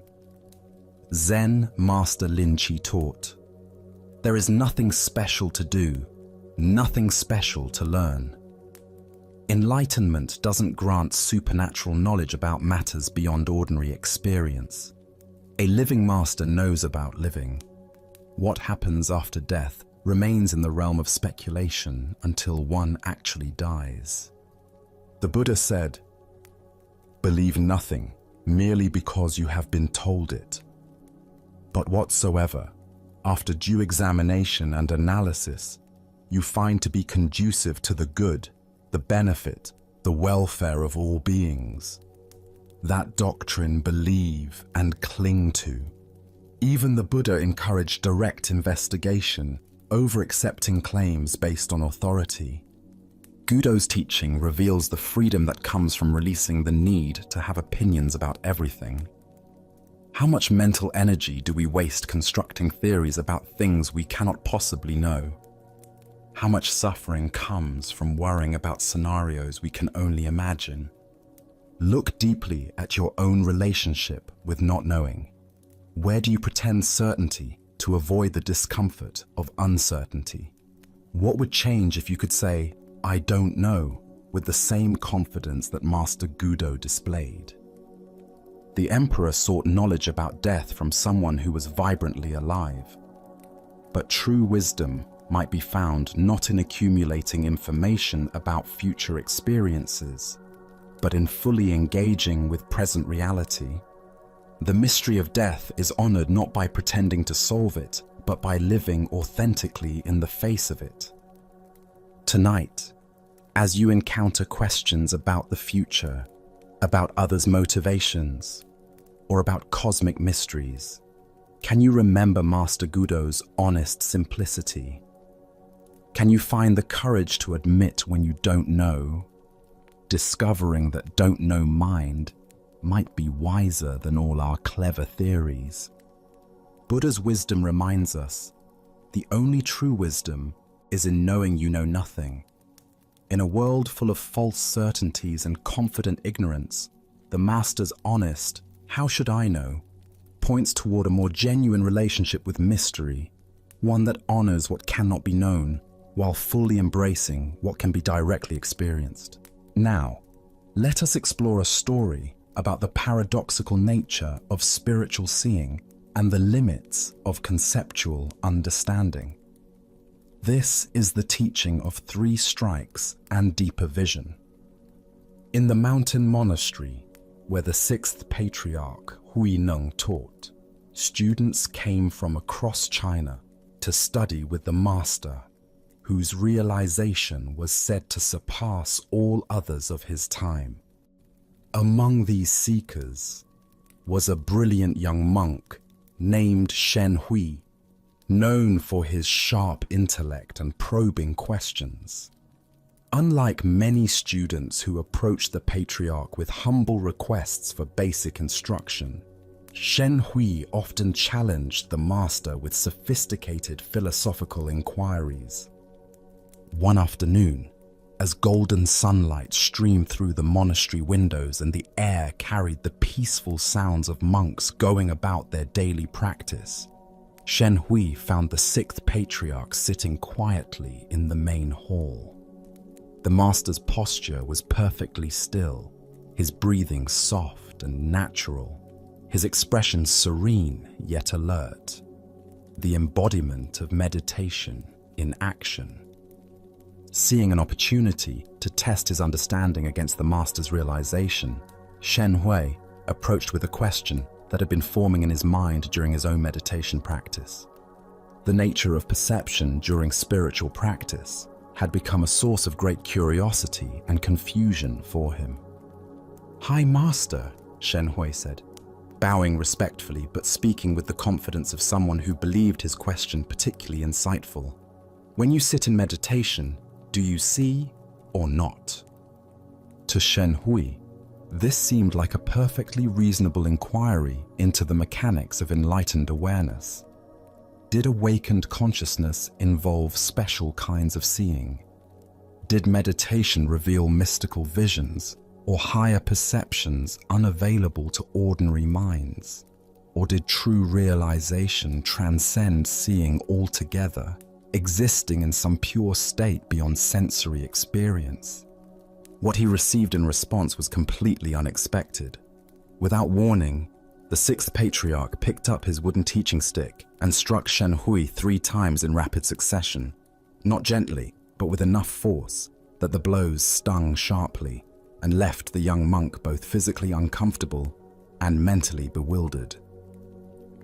"When I hit you," the patriarch asked with the same calm tone one might use to discuss the weather, "does it hurt or not?" Shen Hui rubbed his smarting shoulders, his mind racing to understand what had just occurred. The question seemed simple enough, yet something about the context made him suspect that a straightforward answer might be inadequate. The physical sensation was undeniable, yet the spiritual implications felt complex. "It both does and does not hurt," he replied carefully, intuiting that the master was pointing towards some paradox beyond ordinary logic. "I both see and do not see," the 6th patriarch responded, his words carrying the weight of direct experience rather than philosophical speculation. But Shen Hui's intellect wasn't satisfied with paradox.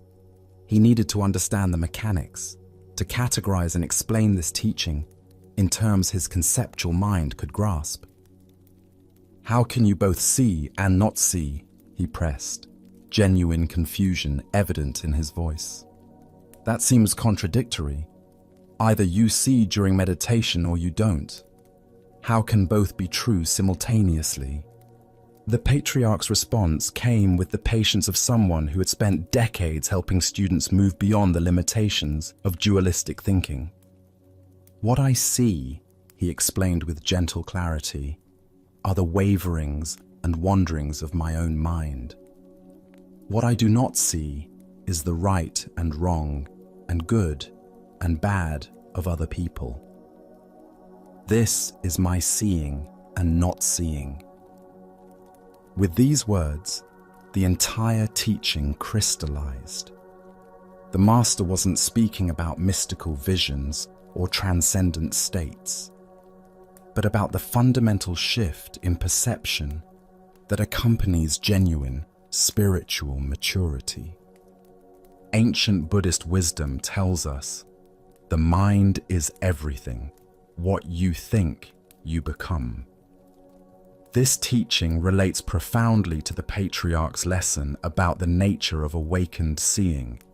Why do we become confused when spiritual teachings transcend ordinary logic? Zen Buddhism explains that our conceptual mind operates through dualistic categories, seeing or not seeing, pain or no pain, right or wrong. But enlightened awareness doesn't eliminate these experiences. It transforms our relationship to them. The deeper teaching here shows us what authentic spiritual perception actually involves. The patriarch sees his own mental processes clearly, the arising and passing of thoughts, emotions, and reactions. This isn't a mystical power, but the natural result of sustained mindfulness practice. He observes the waverings and wanderings of consciousness without being lost in them. Simultaneously, he doesn't see in the judgmental sense, imposing categories of right and wrong, good and bad onto others' behavior. This non-seeing isn't ignorance, but wisdom, recognizing that such judgments often say more about the observer than the observed. Look deeply at your own patterns of perception. How much of what you think you see in others actually reflects your own mental projections? When someone irritates you, are you seeing their actual behavior clearly? Or are you seeing your own triggers and reactions? When someone impresses you, are you recognizing their genuine qualities? Or are you seeing your own desires for approval or achievement? This ancient wisdom illuminates the difference between reactive perception and clear seeing. Reactive perception involves our past conditioning, our emotional needs, our judgmental habits. Clear seeing involves awareness that recognizes its own processes while remaining open to what's actually present. Zen Master Dogen taught, "To study the Buddha way is to study the self. To study the self is to forget the self." This teaching points to the same insight the patriarch offered. True seeing involves turning attention toward our own mental processes rather than fixating on external judgments and evaluations. The 3 strikes Shen Hui received weren't punishment, but skillful teaching. Physical pain that both does and does not hurt points toward the mystery of conscious experience itself. Pain arises in awareness, is felt fully, yet doesn't define or limit the awareness that experiences it. Similarly, thoughts and emotions arise in consciousness without contaminating its essential clarity. Consider how this teaching might transform your daily experience. Instead of constantly evaluating others' behavior, finding fault, making comparisons, generating opinions, what if you turned that same attention toward observing your own mental reactions? What patterns would you discover in the wanderings and waverings of your own mind? This doesn't mean we become passive or lose our capacity for discernment. Rather, we develop the ability to respond from clarity rather than reactivity. When we see our own judgmental tendencies clearly, we naturally become less caught in them. When we observe our mental projections, we're less likely to mistake them for objective reality. In Zen practice, we cultivate what's called mirror mind, awareness that reflects whatever arises without being stained or changed by it. This mirror sees everything clearly while maintaining its essential emptiness and openness. Tonight, as you notice your mind categorizing and judging the experiences of your day, can you remember the patriarch's teaching? Can you turn your attention toward the seer rather than constantly evaluating what is seen? Can you discover the freedom that comes from seeing your own mental processes without being enslaved by them? Buddha spoke of this when he said, "You yourself, as much as anybody in the entire universe, deserve your love and affection." By learning to see our own mental patterns with compassion rather than judgment, we develop the clarity to see others with equal kindness and understanding. Now, let us turn to a tale about the difference between wisdom and words that attempt to contain it. This is the story of the pointing finger.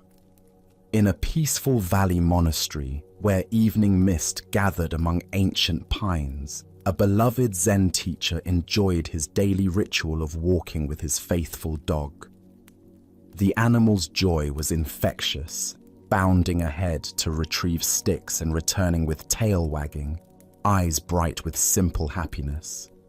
On this particular evening, the teacher invited one of his most promising students to join them. The young man was brilliant, his mind sharp as a blade, and equally capable of cutting through complex philosophical concepts. Yet this very intelligence had become a source of suffering. The more he studied Buddhist texts, the more contradictions he discovered. His bright mind seemed to be creating obstacles rather than clearing them. As they walked along the familiar trail, the student voiced his frustration. "Master, I struggle with contradictions in our teachings. Some texts speak of emptiness, others of Buddha nature. Some emphasize effort, others effortless being. How can these opposing instructions both be true?" The teacher listened with patient attention. He understood that intellectual brilliance could become a trap when the mind tried to grasp truth like solving a mathematical equation. Truth required a different kind of knowing altogether.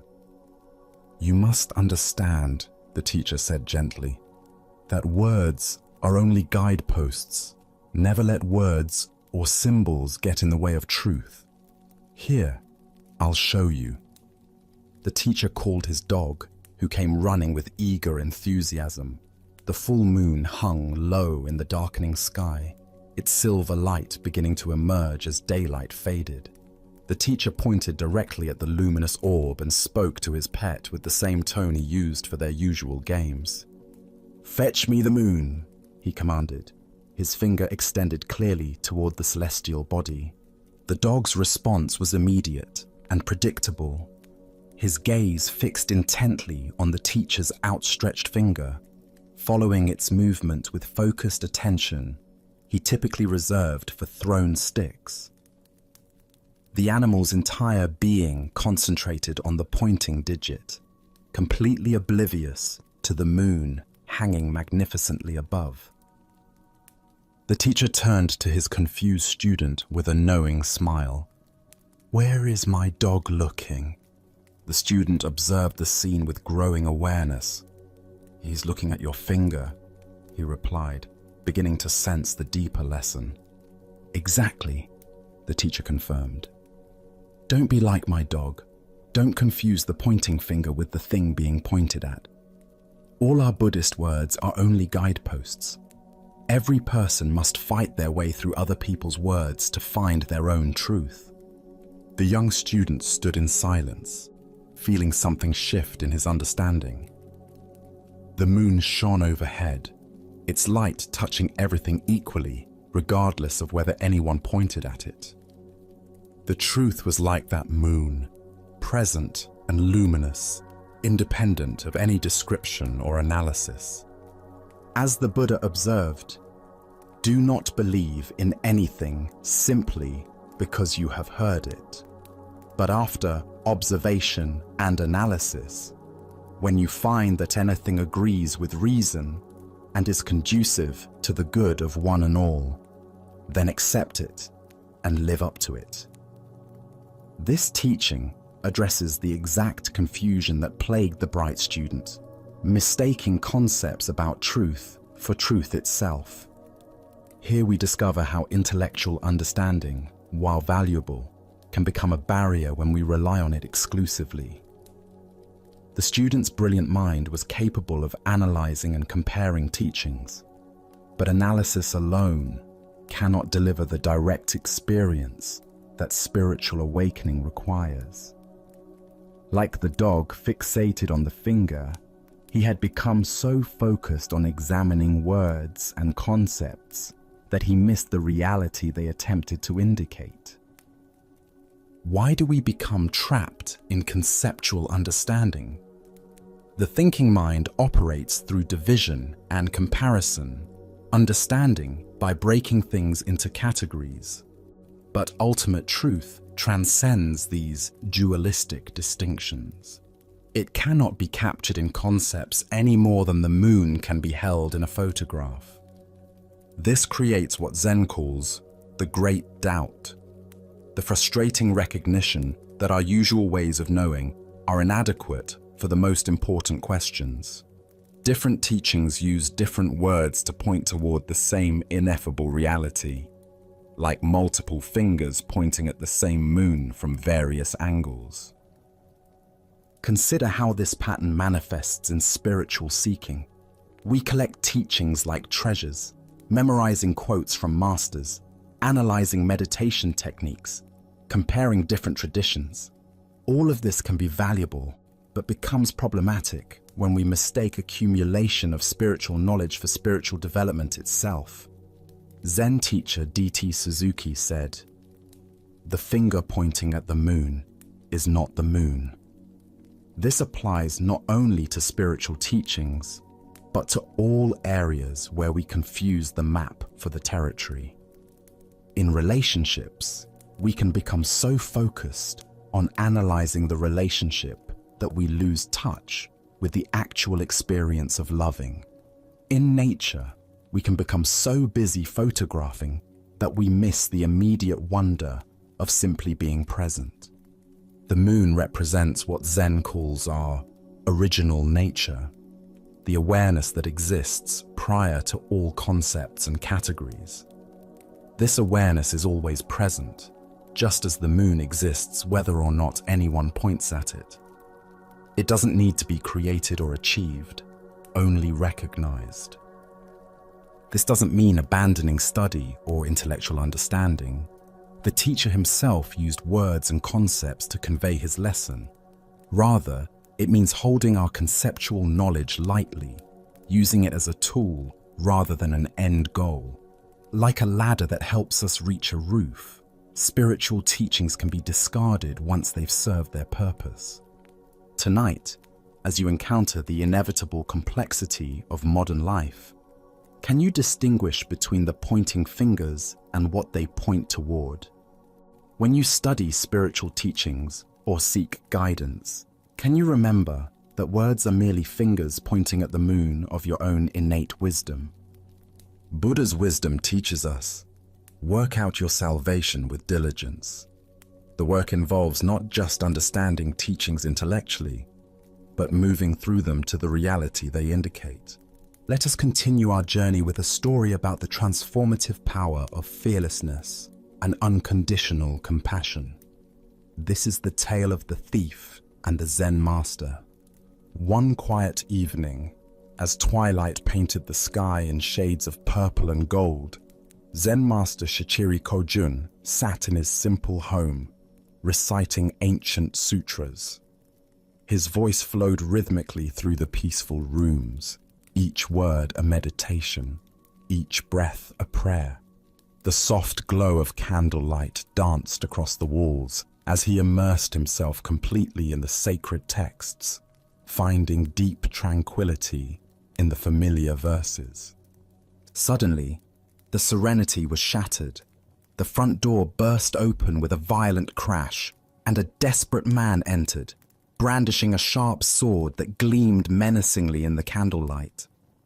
His eyes were wild with desperation, his clothes dirty and torn, his breathing heavy from running.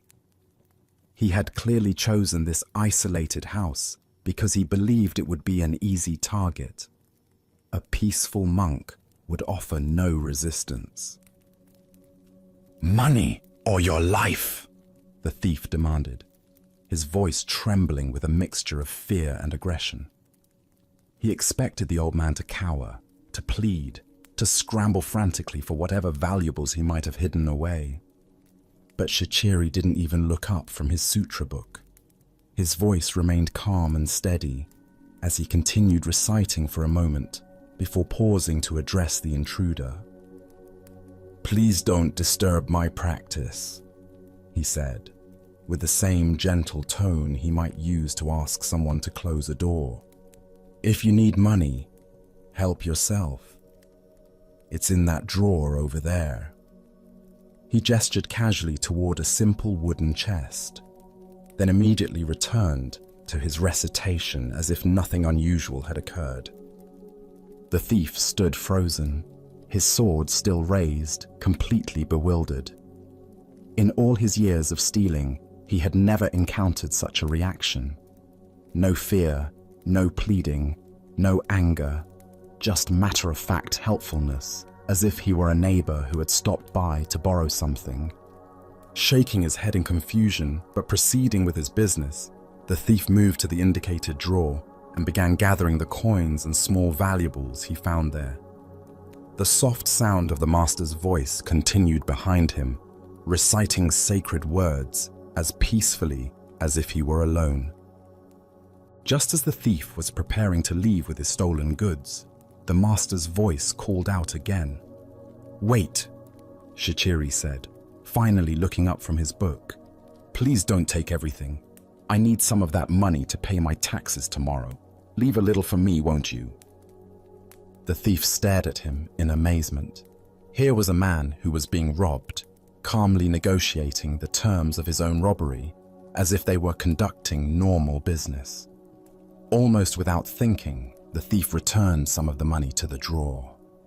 As he turned to leave, certain that this strange encounter was finally over, the master's voice stopped him once more.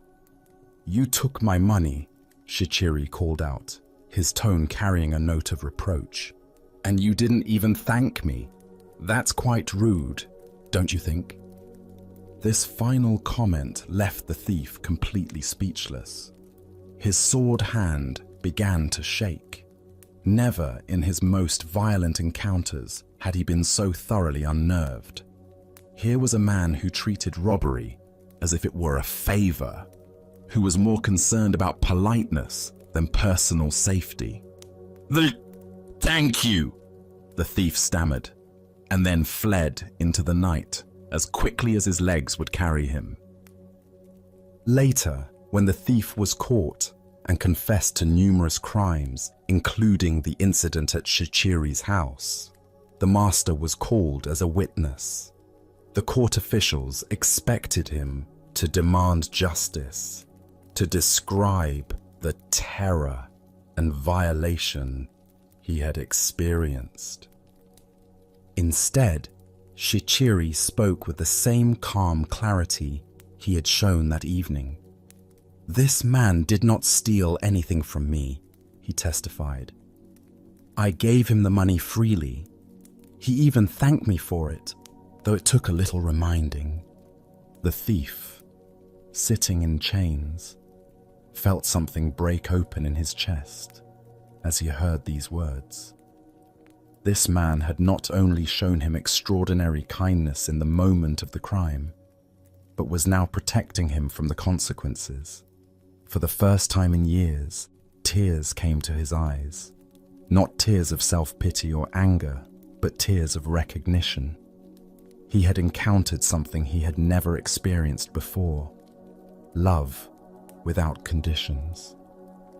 Upon his release from prison, the former thief sought out the master and begged to become his student. Under Shichiri's patient guidance, he learned to cultivate the same fearless compassion he had witnessed that night. Years later, through dedicated practice and the master's unwavering belief in his potential for transformation, he attained the deep peace and wisdom of enlightenment. As the Buddha observed, hatred does not cease by hatred, but only by love. This is the eternal rule. What emerges from this story is the revolutionary power of meeting violence with absolute peace, responding to taking with giving, and answering fear with love. Why do we instinctively believe that force must be met with force, that aggression requires defensive reaction? Zen Buddhism reveals that this pattern, while natural, often perpetuates the very conflicts it seeks to resolve. When we respond to hostility with hostility, we simply escalate the cycle of suffering. But when we respond with genuine compassion, not passive submission, but active love, we create space for transformation that wouldn't otherwise exist. Look deeply at your own experience. When someone approaches you with anger, criticism, or demand, what is your automatic response? Most of us immediately mobilize our defenses, preparing to protect ourselves through counterattack or withdrawal. But notice what happens in your body and mind during these defensive reactions. Does the tension decrease or increase? Does the conflict resolve or intensify? Shichiri's response demonstrates what Zen calls skillful means, acting from wisdom rather than reflex. His fearlessness didn't come from being unaware of danger, but from understanding something profound about the nature of reality. He recognized that the thief's aggression arose from desperation and suffering, not from inherent evil. By refusing to see him as an enemy, Shichiri created the possibility for the thief to see himself differently. In Zen practice, we cultivate what might be called the courage of defenselessness. This doesn't mean being naive about genuine danger or allowing ourselves to be harmed unnecessarily.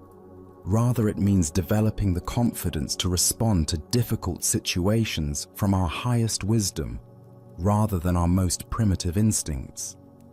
The Buddha taught, in the end, just three things matter: how well we have lived, how well we have loved, how well we have learned to let go. Shichiri embodied all three in his encounter with the thief. He lived from complete presence, loved without conditions, and let go of any attachment to his possessions or even his personal safety.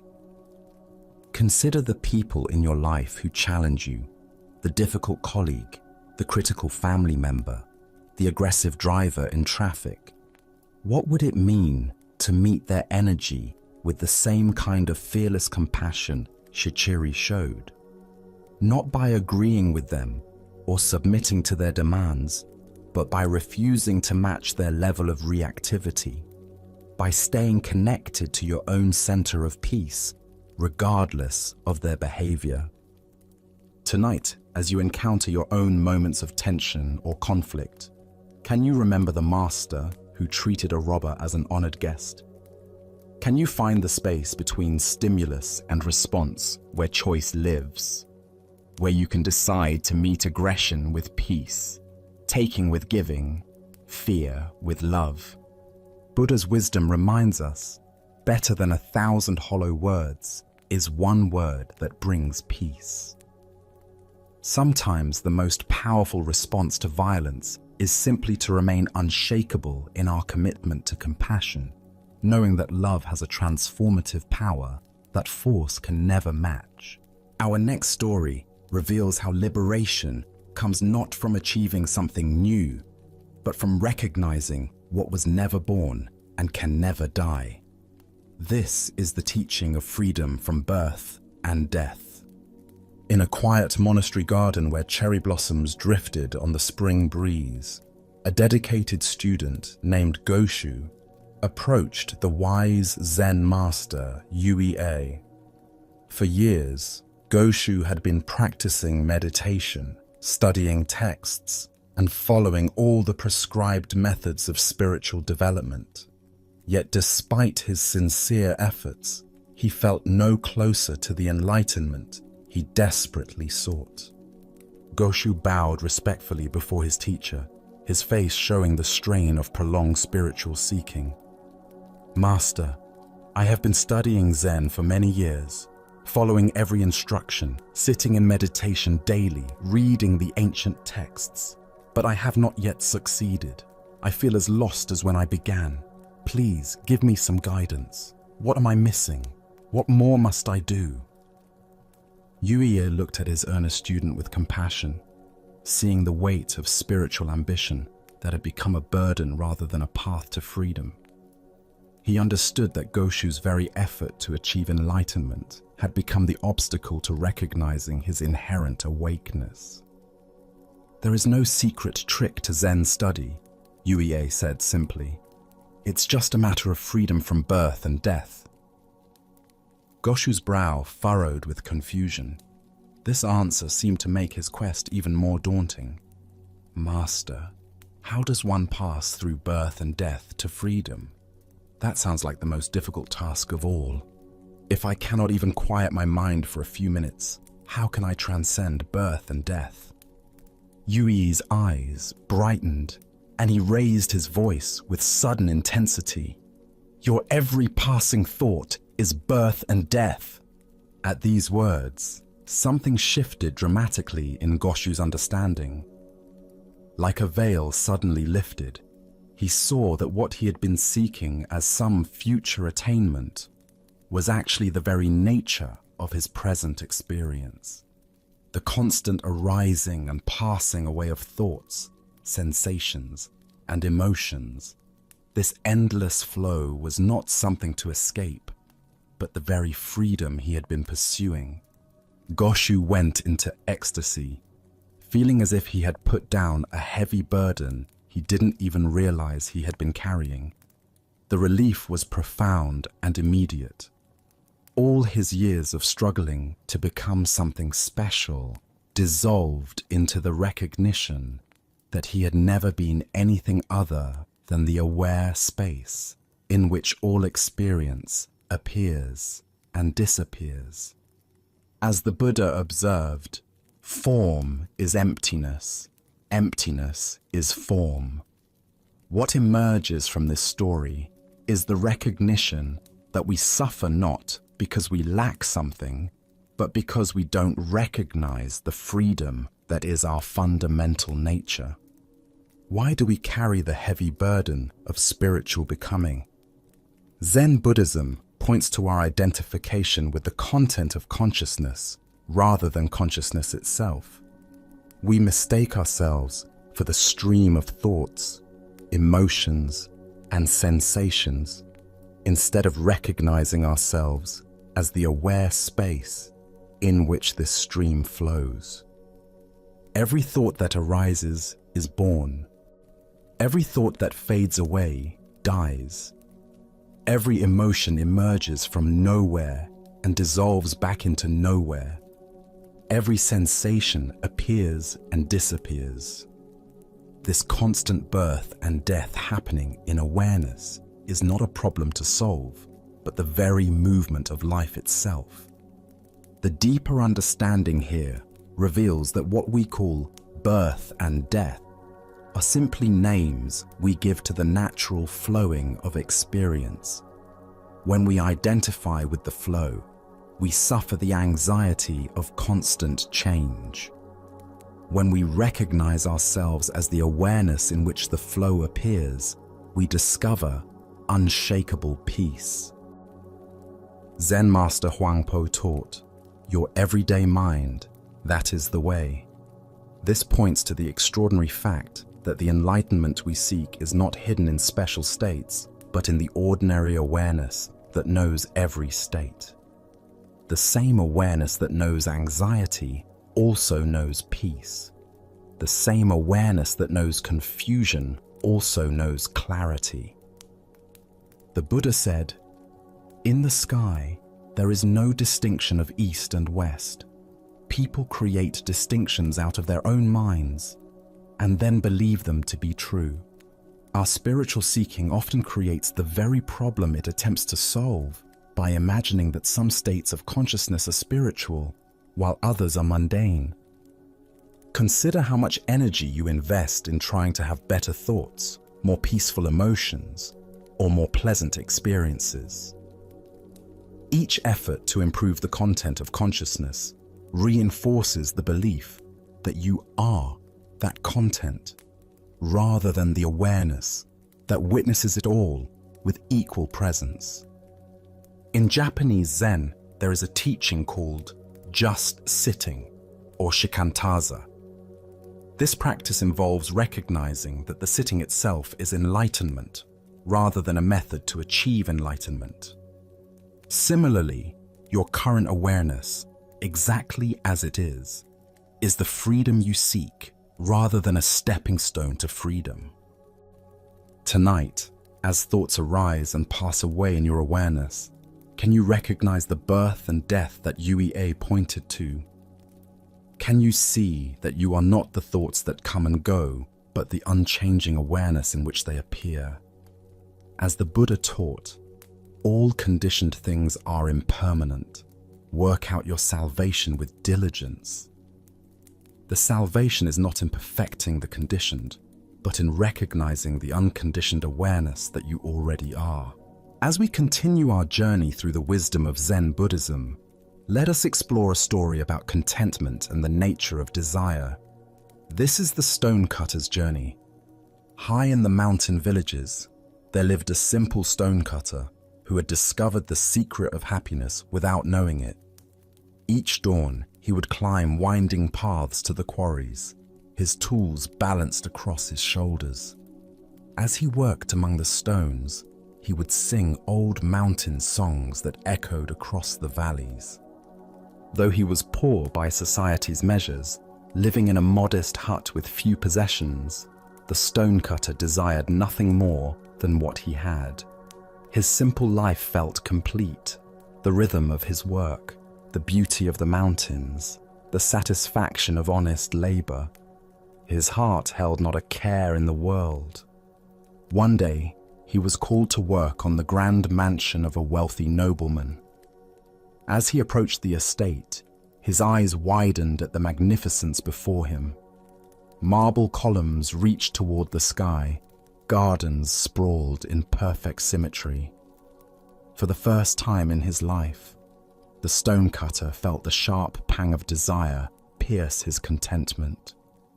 "If only I were rich," he sighed. "Then I would not have to earn my living in sweat and toil as I do now." To his amazement, a voice whispered from the stones, "Your wish has been granted. Henceforth, anything you desire will be given to you." He returned home that evening to find his humble hut replaced by a mansion as magnificent as the nobleman's. Overwhelmed with joy, he abandoned his tools and began enjoying the luxurious life of the wealthy. But one hot afternoon, gazing from his ornate window, he saw the king's royal procession passing by.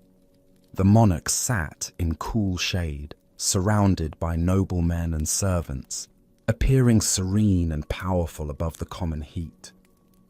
"How I wish I were a king myself," he thought, and immediately found himself reclining in silk cushions within the royal carriage. But the carriage proved warmer than expected. Even through thick walls, the sun's heat penetrated relentlessly. "I wish I were the sun," he declared, and found himself sending waves of light and heat across the universe. As the sun, he felt magnificent and all-powerful until thick storm clouds gathered, completely blocking his rays. "I wish to be a cloud." And so he became a massive storm cloud, glorying in his power to block the sun. But as he transformed into falling rain, he encountered an enormous rock that blocked his path completely. "A mere rock more powerful than I? I wish to be a rock." Suddenly, he stood tall upon the mountainside, feeling he had achieved true permanence. But soon, he heard chipping sounds at his base. Looking down, he saw a tiny human figure cutting chunks of stone away. "A puny creature more powerful than me. I want to be a man again." And so he found himself once more a stone cutter, climbing familiar mountain paths. But now something had changed. As he shaped stones and felt mountain breezes, his heart swelled with deep contentment. His song returned, richer than before, because he had learned to be content with exactly who he was. The Buddha once said, "Health is the greatest gift, contentment the greatest wealth." This ancient wisdom illuminates the endless cycle of wanting that keeps us from recognizing the abundance already present in our lives. Why do we chase after different conditions, always believing happiness lies in the next transformation? Each desire fulfilled only reveals the next desire, creating an endless cycle of dissatisfaction. The stonecutter's journey reveals the futility of seeking happiness through external circumstances. Consider your own versions of this cycle. "I'll be happy when I get promoted," only to discover new stresses. "I'll be content with more money," only to find greater wealth brings new worries. Each achievement reveals the next mountain to climb. Zen teacher Suzuki Roshi said, "Each of you is perfect the way you are, and you can use a little improvement." This paradox points to the heart of contentment, the ability to fully accept what is, while still engaging wholeheartedly with life's natural changes. The stonecutter's final transformation wasn't into something greater, but into appreciation for what he had always been. His work remained the same, but his relationship to life was completely transformed. Contentment isn't found in having different experiences, but in bringing different awareness to whatever experiences arise. Tonight, as you notice the mind's habitual reaching toward what's not here, can you experiment with the stonecutter's final wisdom? Can you find the song that emerges when you stop trying to be anything other than what you are? As the Buddha taught, contentment is natural wealth, luxury is artificial poverty. The greatest transformation available isn't becoming something different, but recognizing the inherent completeness of what we already are. Let us now explore a story about choice, responsibility, and the power we hold in every moment. This is the tale of the young man and the bird. A clever young student had grown tired of his teacher's seemingly wise responses to every question. He was convinced that the old master simply spoke in riddles to appear profound, and he decided to devise a test that would expose what he believed was mere pretense. After thinking for several days, he conceived what he thought was the perfect trap. One morning, the young man caught a small sparrow in the garden. The tiny bird trembled in his cupped hands, its heart beating rapidly against his palms. He held it carefully behind his back as he approached his teacher, who was sitting peacefully in the morning sunlight, reading ancient texts. "Master," the student called out with barely concealed excitement, "I have a question that will test your legendary wisdom." The old teacher looked up from his reading with patient, gentle eyes. He had seen this look of mischievous confidence in many students over the years, and he understood the young man's need to challenge authority as part of his own growth and learning. "Please," the teacher said simply, "ask your question." The student stepped closer, keeping the bird hidden behind his back. "Master, I hold a small bird in my hands. Using your great wisdom, tell me, is this bird alive or dead?" The young man felt incredibly clever. He had created what he believed was an impossible situation for his teacher. If the master answered alive, he would quickly snap the bird's neck and reveal the dead creature, proving the teacher wrong. If the master answered dead, he would simply open his hands and let the living bird fly away, again proving the teacher's lack of true insight. Either way, the student was certain he would expose his teacher's supposed wisdom as nothing more than lucky guessing and philosophical double-talk. He waited eagerly for the response that would give him the satisfaction of finally outsmarting the old man. The teacher sat quietly for a long moment, not trying to peer behind the student's back or gather more information. His eyes seemed to look not at the student, but through him, as if perceiving something far deeper than the simple trick being attempted. Finally, with a gentle smile that held both compassion and understanding, the master spoke. "The answer, my young friend, is in your hands." The student stood frozen, his mouth hanging open slightly. In 3 simple words, his elaborate trap had been completely dismantled. The teacher hadn't fallen for either option of the false dilemma. Instead, he had pointed to something far more profound: the fundamental truth that the student himself held the power to determine the outcome. The young man looked down at his hands, still cupped behind his back, feeling the tiny bird's rapid heartbeat against his palms. He realized with startling clarity that the master was right. The bird's fate had never depended on the teacher's answer or supposed wisdom. It had always been entirely in the student's control. More than that, he began to understand that this was true about far more than just this moment. The power to choose life or death, creation or destruction, compassion or cruelty, all of it was always in his hands, in every situation, every day. Slowly, the young man brought his hands forward and opened them. The small bird sat still for just a moment, as if gathering itself, then spread its wings and flew into the blue sky, disappearing among the trees. Buddha's wisdom teaches us, we are what we think. All that we are arises with our thoughts. With our thoughts, we make the world. This ancient wisdom illuminates the profound responsibility that comes with conscious choice and the recognition that we are always the architects of our own experience. Why do we so often look outside ourselves for answers that can only be found within? Zen Buddhism points to our tendency to seek authority figures who will tell us what to do, what to think, what to choose. But the deepest teaching is that true wisdom cannot be given from one person to another. It can only be discovered through our own conscious engagement with life. The student's question seemed to be about the teacher's insight, but it was actually about his own power. He was so focused on proving the master wrong that he almost missed the profound truth being offered, that every moment presents us with choices that shape not only our immediate circumstances, but our character and destiny.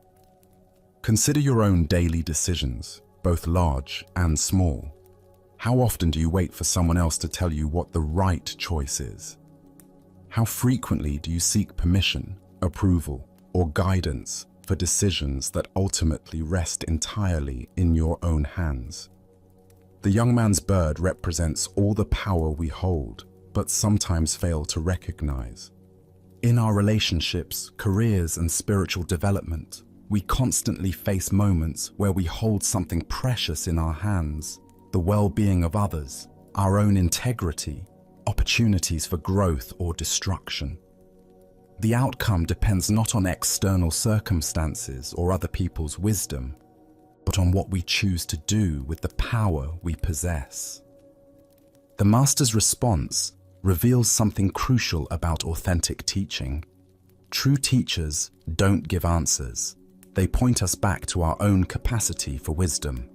They help us recognize the choices we're already making and the power we already possess, rather than encouraging dependence on their authority. Zen teacher Charlotte Joko Beck said, "We are always in choice, even when we think we're not." The bird in the student's hands represents all the moments when we convince ourselves we have no options, no power, no responsibility. But consciousness always involves choice, and choice always involves responsibility. Look deeply at a current challenge in your life. Where are you waiting for someone else to provide answers, solutions, or direction? What would change if you fully recognize that the power to shape the outcome is already in your hands? This doesn't mean you have control over all external circumstances, but you always have choice about how you respond. The Buddha taught, the mind is everything. What you think, you become.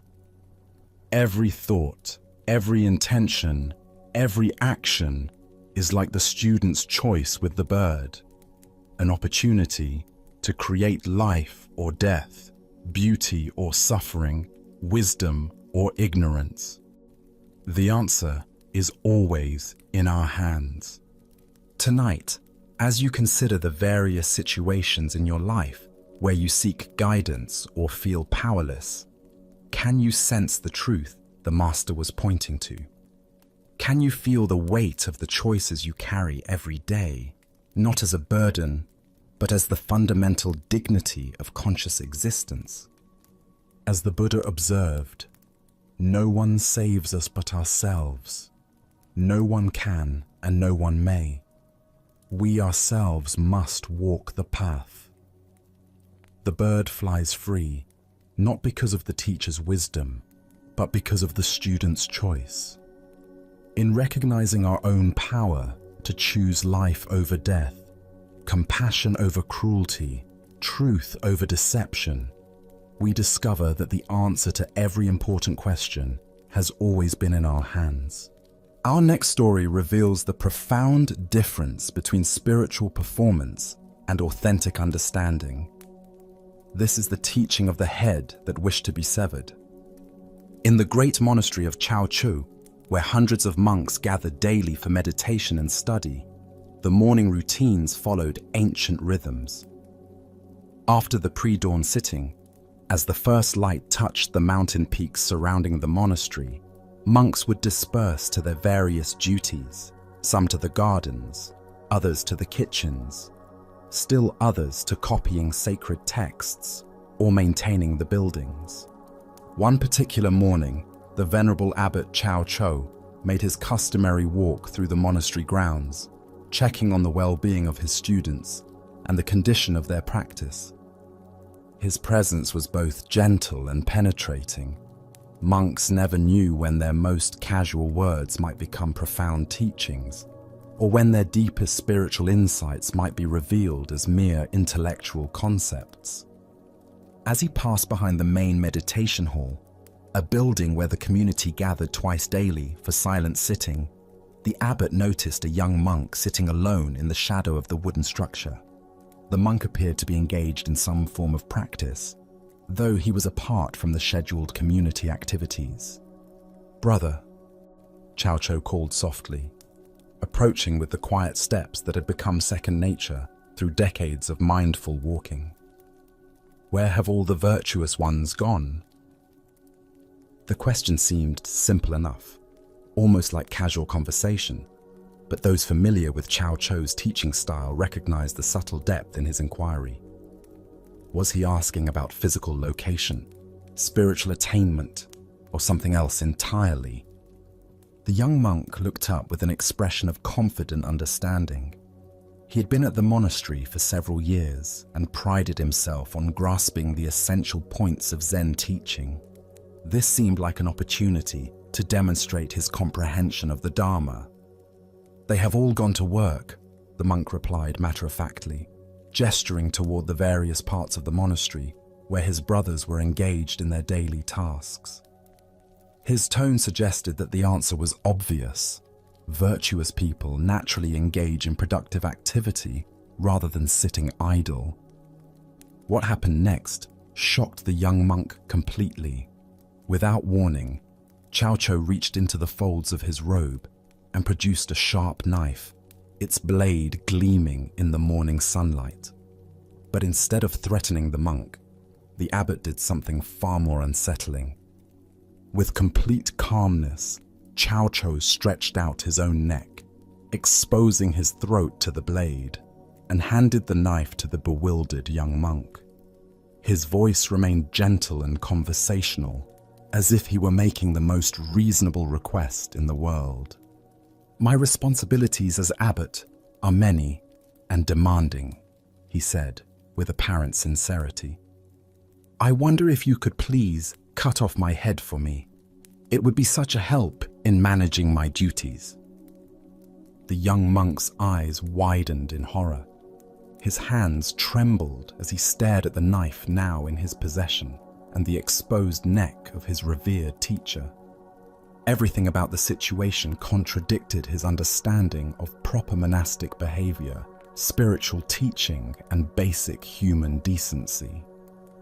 Unable to comprehend what was being asked of him or why, unable to see past the literal surface of the abbot's request to any deeper meaning, the terrified monk dropped the knife and ran. His feet carried him far from the meditation hall, far from the incomprehensible scene, his mind reeling with confusion and fear. Cao Cho calmly picked up the fallen knife, tucked it back into his robe, and continued his morning walk with the same peaceful demeanor he had maintained throughout the entire encounter. As the Buddha observed, it is better to travel well than to arrive. What emerges from this story is a teaching about the vast difference between intellectual understanding and genuine realization. Why do we so often mistake conceptual knowledge for authentic wisdom? Zen Buddhism reveals that our thinking mind loves to collect spiritual ideas and organize them into neat categories, creating the illusion of understanding without the transformative experience of direct insight. The young monk's response, "They have all gone to work," represents the kind of dualistic thinking that separates spiritual practice from ordinary activity. His answer implied that virtue lies in doing productive tasks rather than sitting idly, revealing his assumption that awakened activity and rest exist in opposition to each other. But Cao Cho's teaching cuts much deeper than this surface interpretation. By offering his neck to the knife, he was asking a profound question.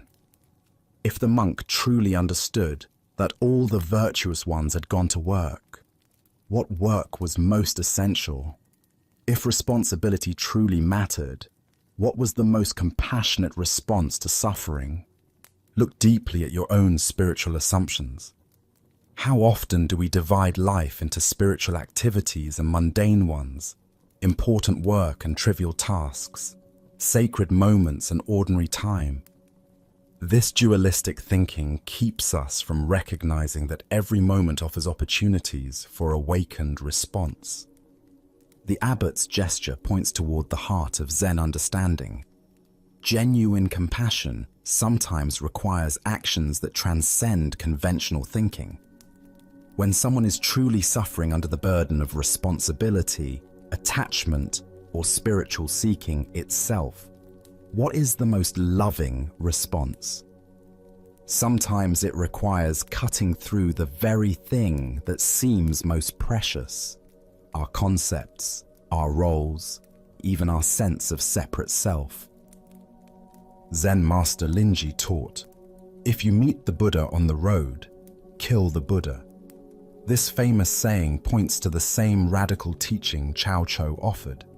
Any fixed idea about enlightenment, any attachment to spiritual roles or concepts, becomes an obstacle to direct realization.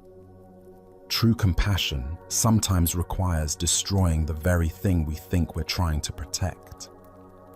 The young monk's terror and flight revealed how completely he missed this deeper level of teaching. He remained trapped in literal interpretation, unable to see past the surface of the abbot's words to their transformative invitation. His spiritual understanding, though articulate, remained purely conceptual. Consider your own relationship to spiritual responsibility and helping others. When someone asks for help with their suffering, do we offer concepts and advice, or do we respond from a deeper place of understanding? Are we willing to sacrifice our comfortable spiritual positions to meet others exactly where they are? This ancient wisdom illuminates the difference between talking about virtue and embodying it. The monk could identify where virtuous people go and what they do, but when faced with an opportunity for radical compassion, he fled. His knowledge remained divorced from spontaneous, awakened action. In Zen practice, we cultivate what's called great doubt, a willingness to question even our most cherished spiritual understandings. This doubt isn't cynicism, but openness to discoveries that transcend our current conceptual frameworks.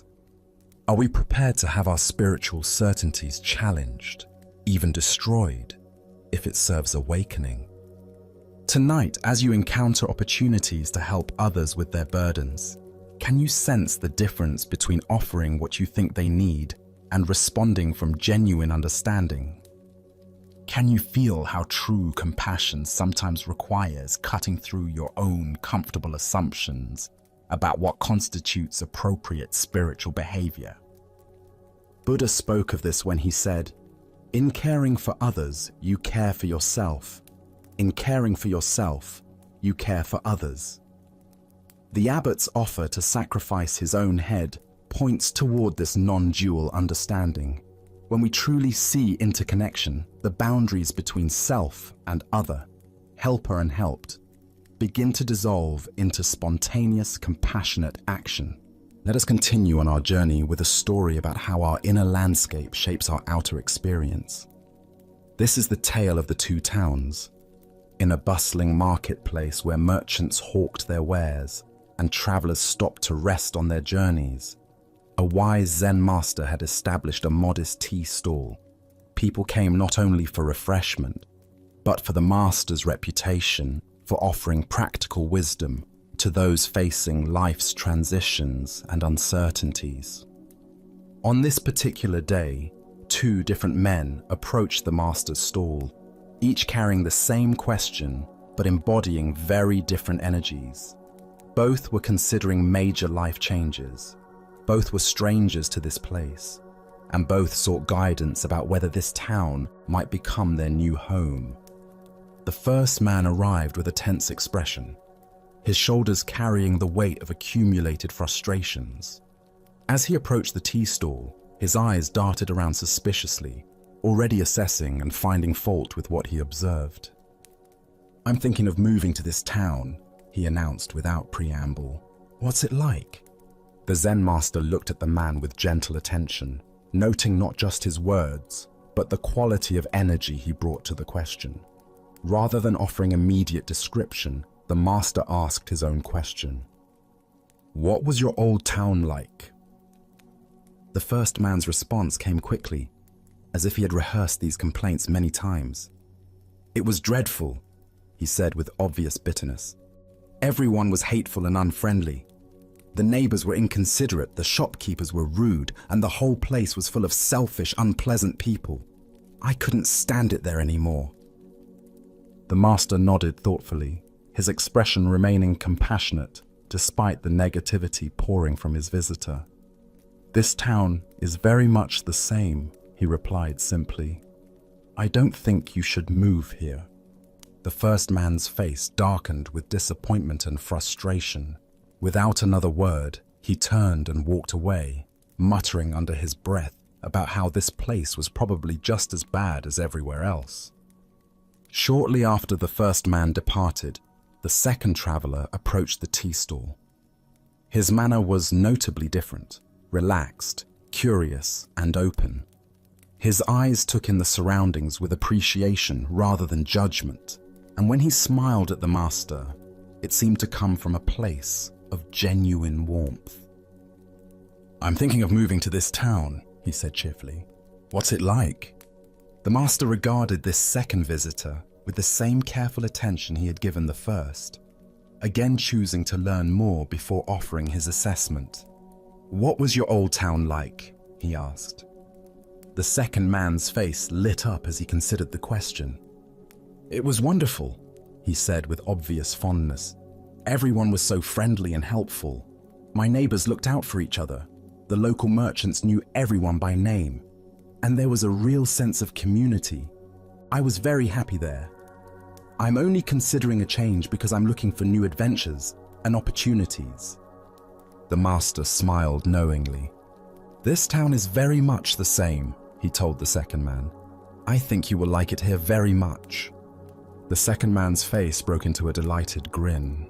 He thanked the master warmly and walked away with a spring in his step, already seeing possibilities and connections in his new environment. Buddha's wisdom teaches us, all that we are is the result of what we have thought. The mind is everything. What we think, we become.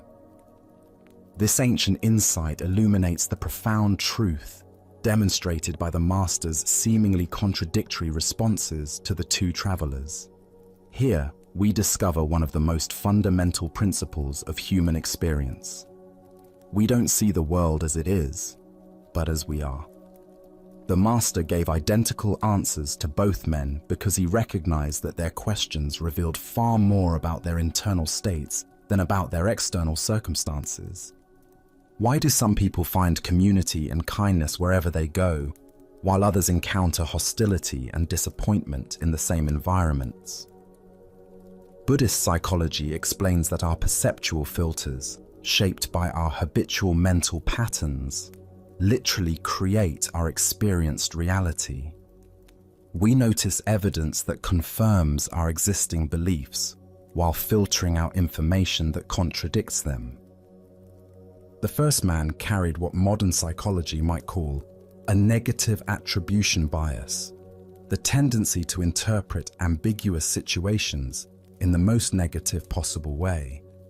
His mind was like a magnet for negative experiences, not because the world was inherently hostile, but because that's what he was conditioned to see. The second man demonstrated the opposite pattern, a generous attribution style that assumed the best in others and looked for positive connections. His mind was attuned to kindness and possibility. Consider how this plays out in daily life. Two people can work in the same office and have completely different experiences. One sees politics, competition, and dysfunction everywhere. The other finds mentorship, collaboration, and growth opportunities in the same environment. This doesn't mean that objective conditions don't matter, or that all experiences are equally positive. Rather, it points to the enormous influence our mental habits have on shaping our lived reality. As Zen teacher Jon Kabat-Zinn says, "Wherever you go, there you are." We carry our internal weather with us, and it colors everything we encounter. The master's wisdom lay in recognizing that no external change of location could solve the first man's problem. If he moved to this town with the same negative perceptual filters, he would recreate the same disappointing experiences he was trying to escape. This insight has profound implications for how we approach life changes and problem solving. Often, when we're unhappy with our circumstances, our first instinct is to change the external conditions. But if we don't address the internal patterns that created our dissatisfaction, we simply recreate similar problems in new settings. But this principle works in both directions. When we cultivate mental habits of appreciation, curiosity, and goodwill, we begin to notice more evidence supporting those perspectives. The world doesn't magically change, but our capacity to see its positive qualities expands dramatically. Tonight, as you reflect on your own experiences of community, work, and relationships, can you notice the interpretive lens through which you typically view these interactions? Are you more like the first traveler, scanning for problems and disappointments, or the second, looking for connection and possibility? As the Buddha taught, the mind is everything, what you think you become. The most powerful tool for transforming our external experience lies not in changing our circumstances, but in changing the quality of awareness we bring to whatever circumstances we encounter. Our next story reveals a profound teaching about the nature of emptiness and the surprising places where we discover truth. This is the story of grasping what cannot be held. In a quiet monastery garden where cherry blossoms drifted gently on the morning breeze, Master Sekyo sat with one of his most earnest students. The young monk had been studying Buddhist philosophy for several years, filling his mind with concepts about the nature of reality, the illusion of the self, and the teaching of emptiness that seems so central to the Buddha's wisdom. He could recite passages about shunyata, discuss the philosophical implications of non-being, and engage in lengthy debates about the relationship between form and void. But for all his intellectual understanding, something felt missing. The words remained just words, concepts floating in his mind without the direct experience that would make them real.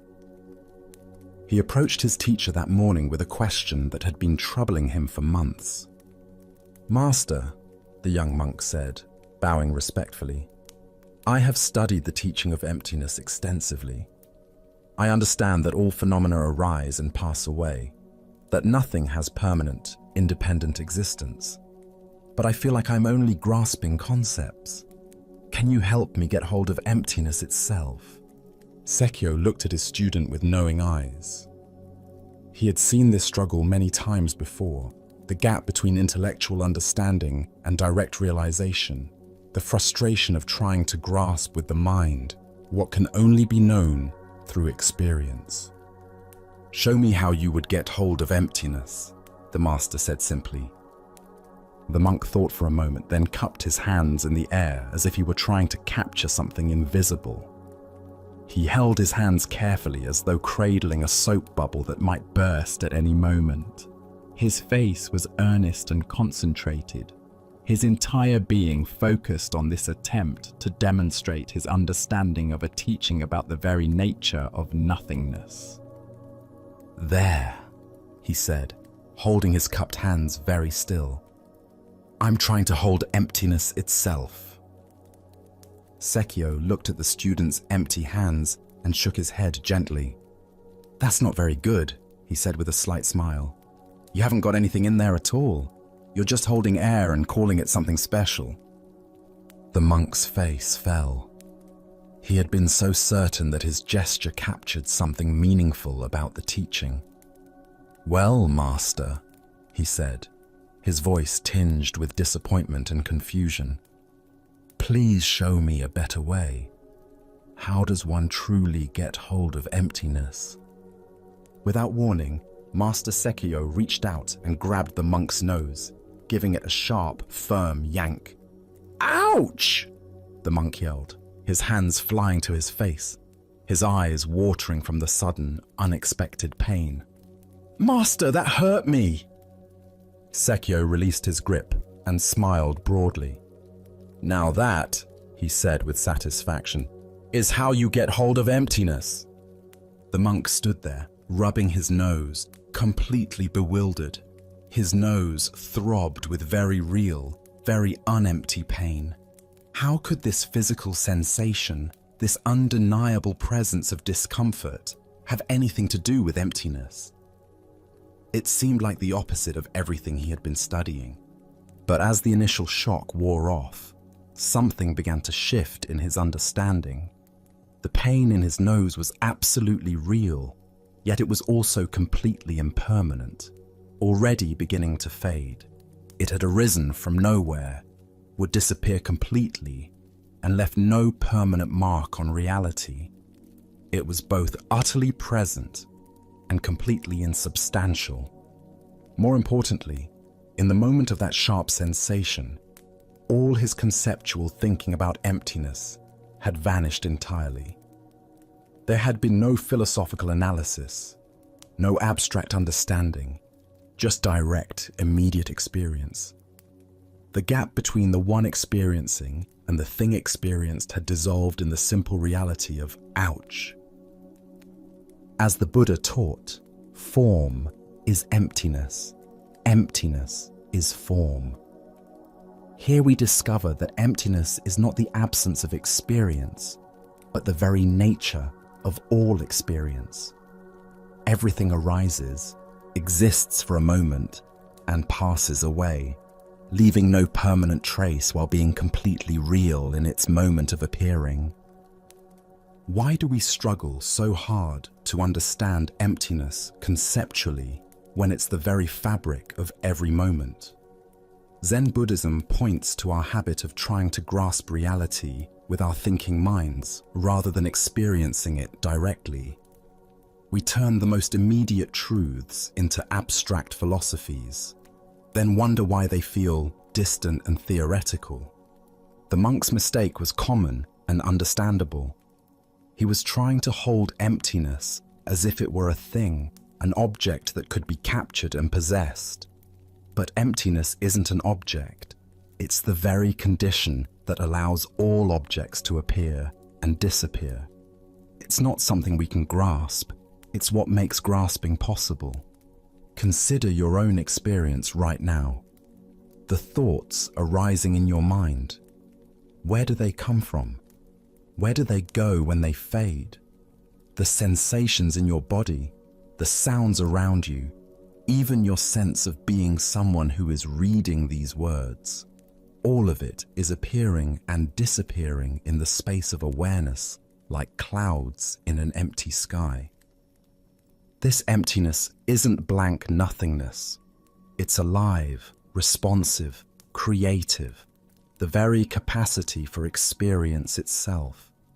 When Sekio yanked his student's nose, he wasn't demonstrating the absence of sensation, but the miraculous way sensation appears from nowhere, exists vividly, and dissolves back into nowhere, all within the spacious emptiness of awareness. Zen Master Huang Po taught, "The foolish reject what they see, not what they think. The wise reject what they think, not what they see." The monk was rejecting his direct experience in favor of his concepts about experience. The master's intervention brought him back to the immediacy of seeing, feeling, and knowing without the filter of philosophical analysis. In our daily lives, we constantly encounter this same teaching. The anger that seems so solid and permanent when we're caught in it. Where does it go when it naturally subsides? The worry that feels so important and real. What is its actual substance when we look closely? Even our sense of being a solid, separate self, isn't it actually more like a flowing process? A river that appears to be the same while constantly changing. The Buddha said, "All conditioned things are impermanent. Work out your salvation with diligence." This isn't a philosophical statement, but a direct pointing to what's happening right now. Everything we experience is empty, in the sense that it has no permanent, independent existence, yet it's all perfectly real as it appears. Tonight, as you notice thoughts, sensations, and experiences arising and passing in your awareness, Can you sense the emptiness that Sekyo was pointing to? Not as an abstract concept, but as the very space in which your life is unfolding. Can you feel how this emptiness is not separate from the fullness of your experience, but is its very nature? Buddha's wisdom reminds us, in the sky, there is no distinction of east and west. People create distinctions out of their own minds and then believe them to be true. The emptiness of all phenomena isn't something we need to achieve or understand. It's what we are, what everything is right now.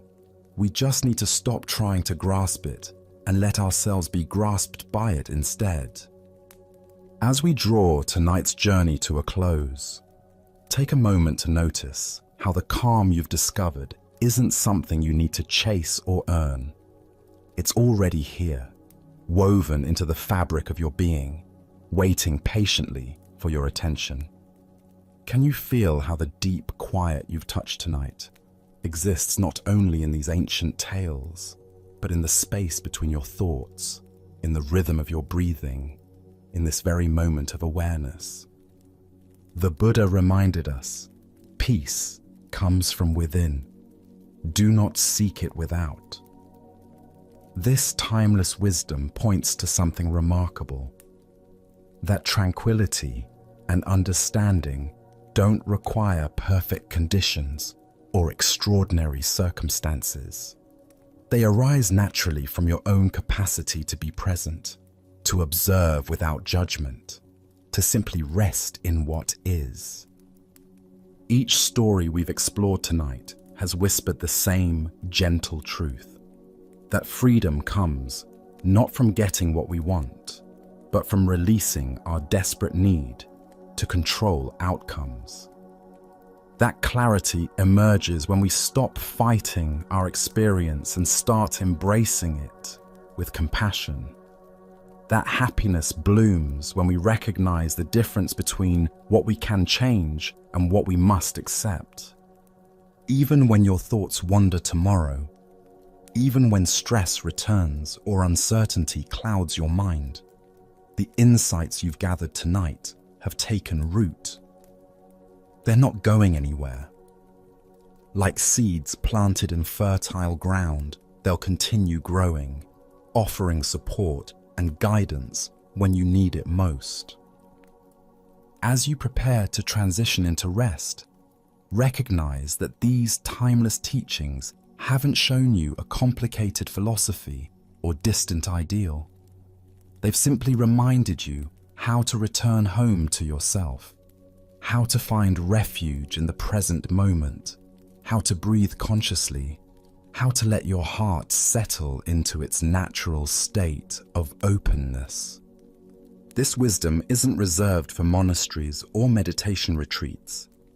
It lives in the simple act of pausing before reacting, in choosing kindness over criticism, in remembering that this moment, exactly as it is, contains everything you need. Tonight, you've tasted that truth directly, not through concepts or beliefs, but through your own lived experience. As you carry this peace with you beyond tonight, remember that it's not fragile or temporary. It's as reliable as your breath, as accessible as your next conscious moment. Whether you're navigating joy or difficulty, success or setback, this inner refuge remains constant, a steady presence beneath the changing weather of daily life. The stories end here, but their essence continues in how you choose to meet each new day. May you remember that the tranquility you've found tonight is your birthright, not a luxury. May you trust that the clarity you've touched is always available, just one mindful breath away. Thank you for allowing us to share this space with you at Sleepy Monk. Rest deeply, knowing that the peace you've discovered tonight is yours to keep, yours to return to, yours to trust. Sleep well.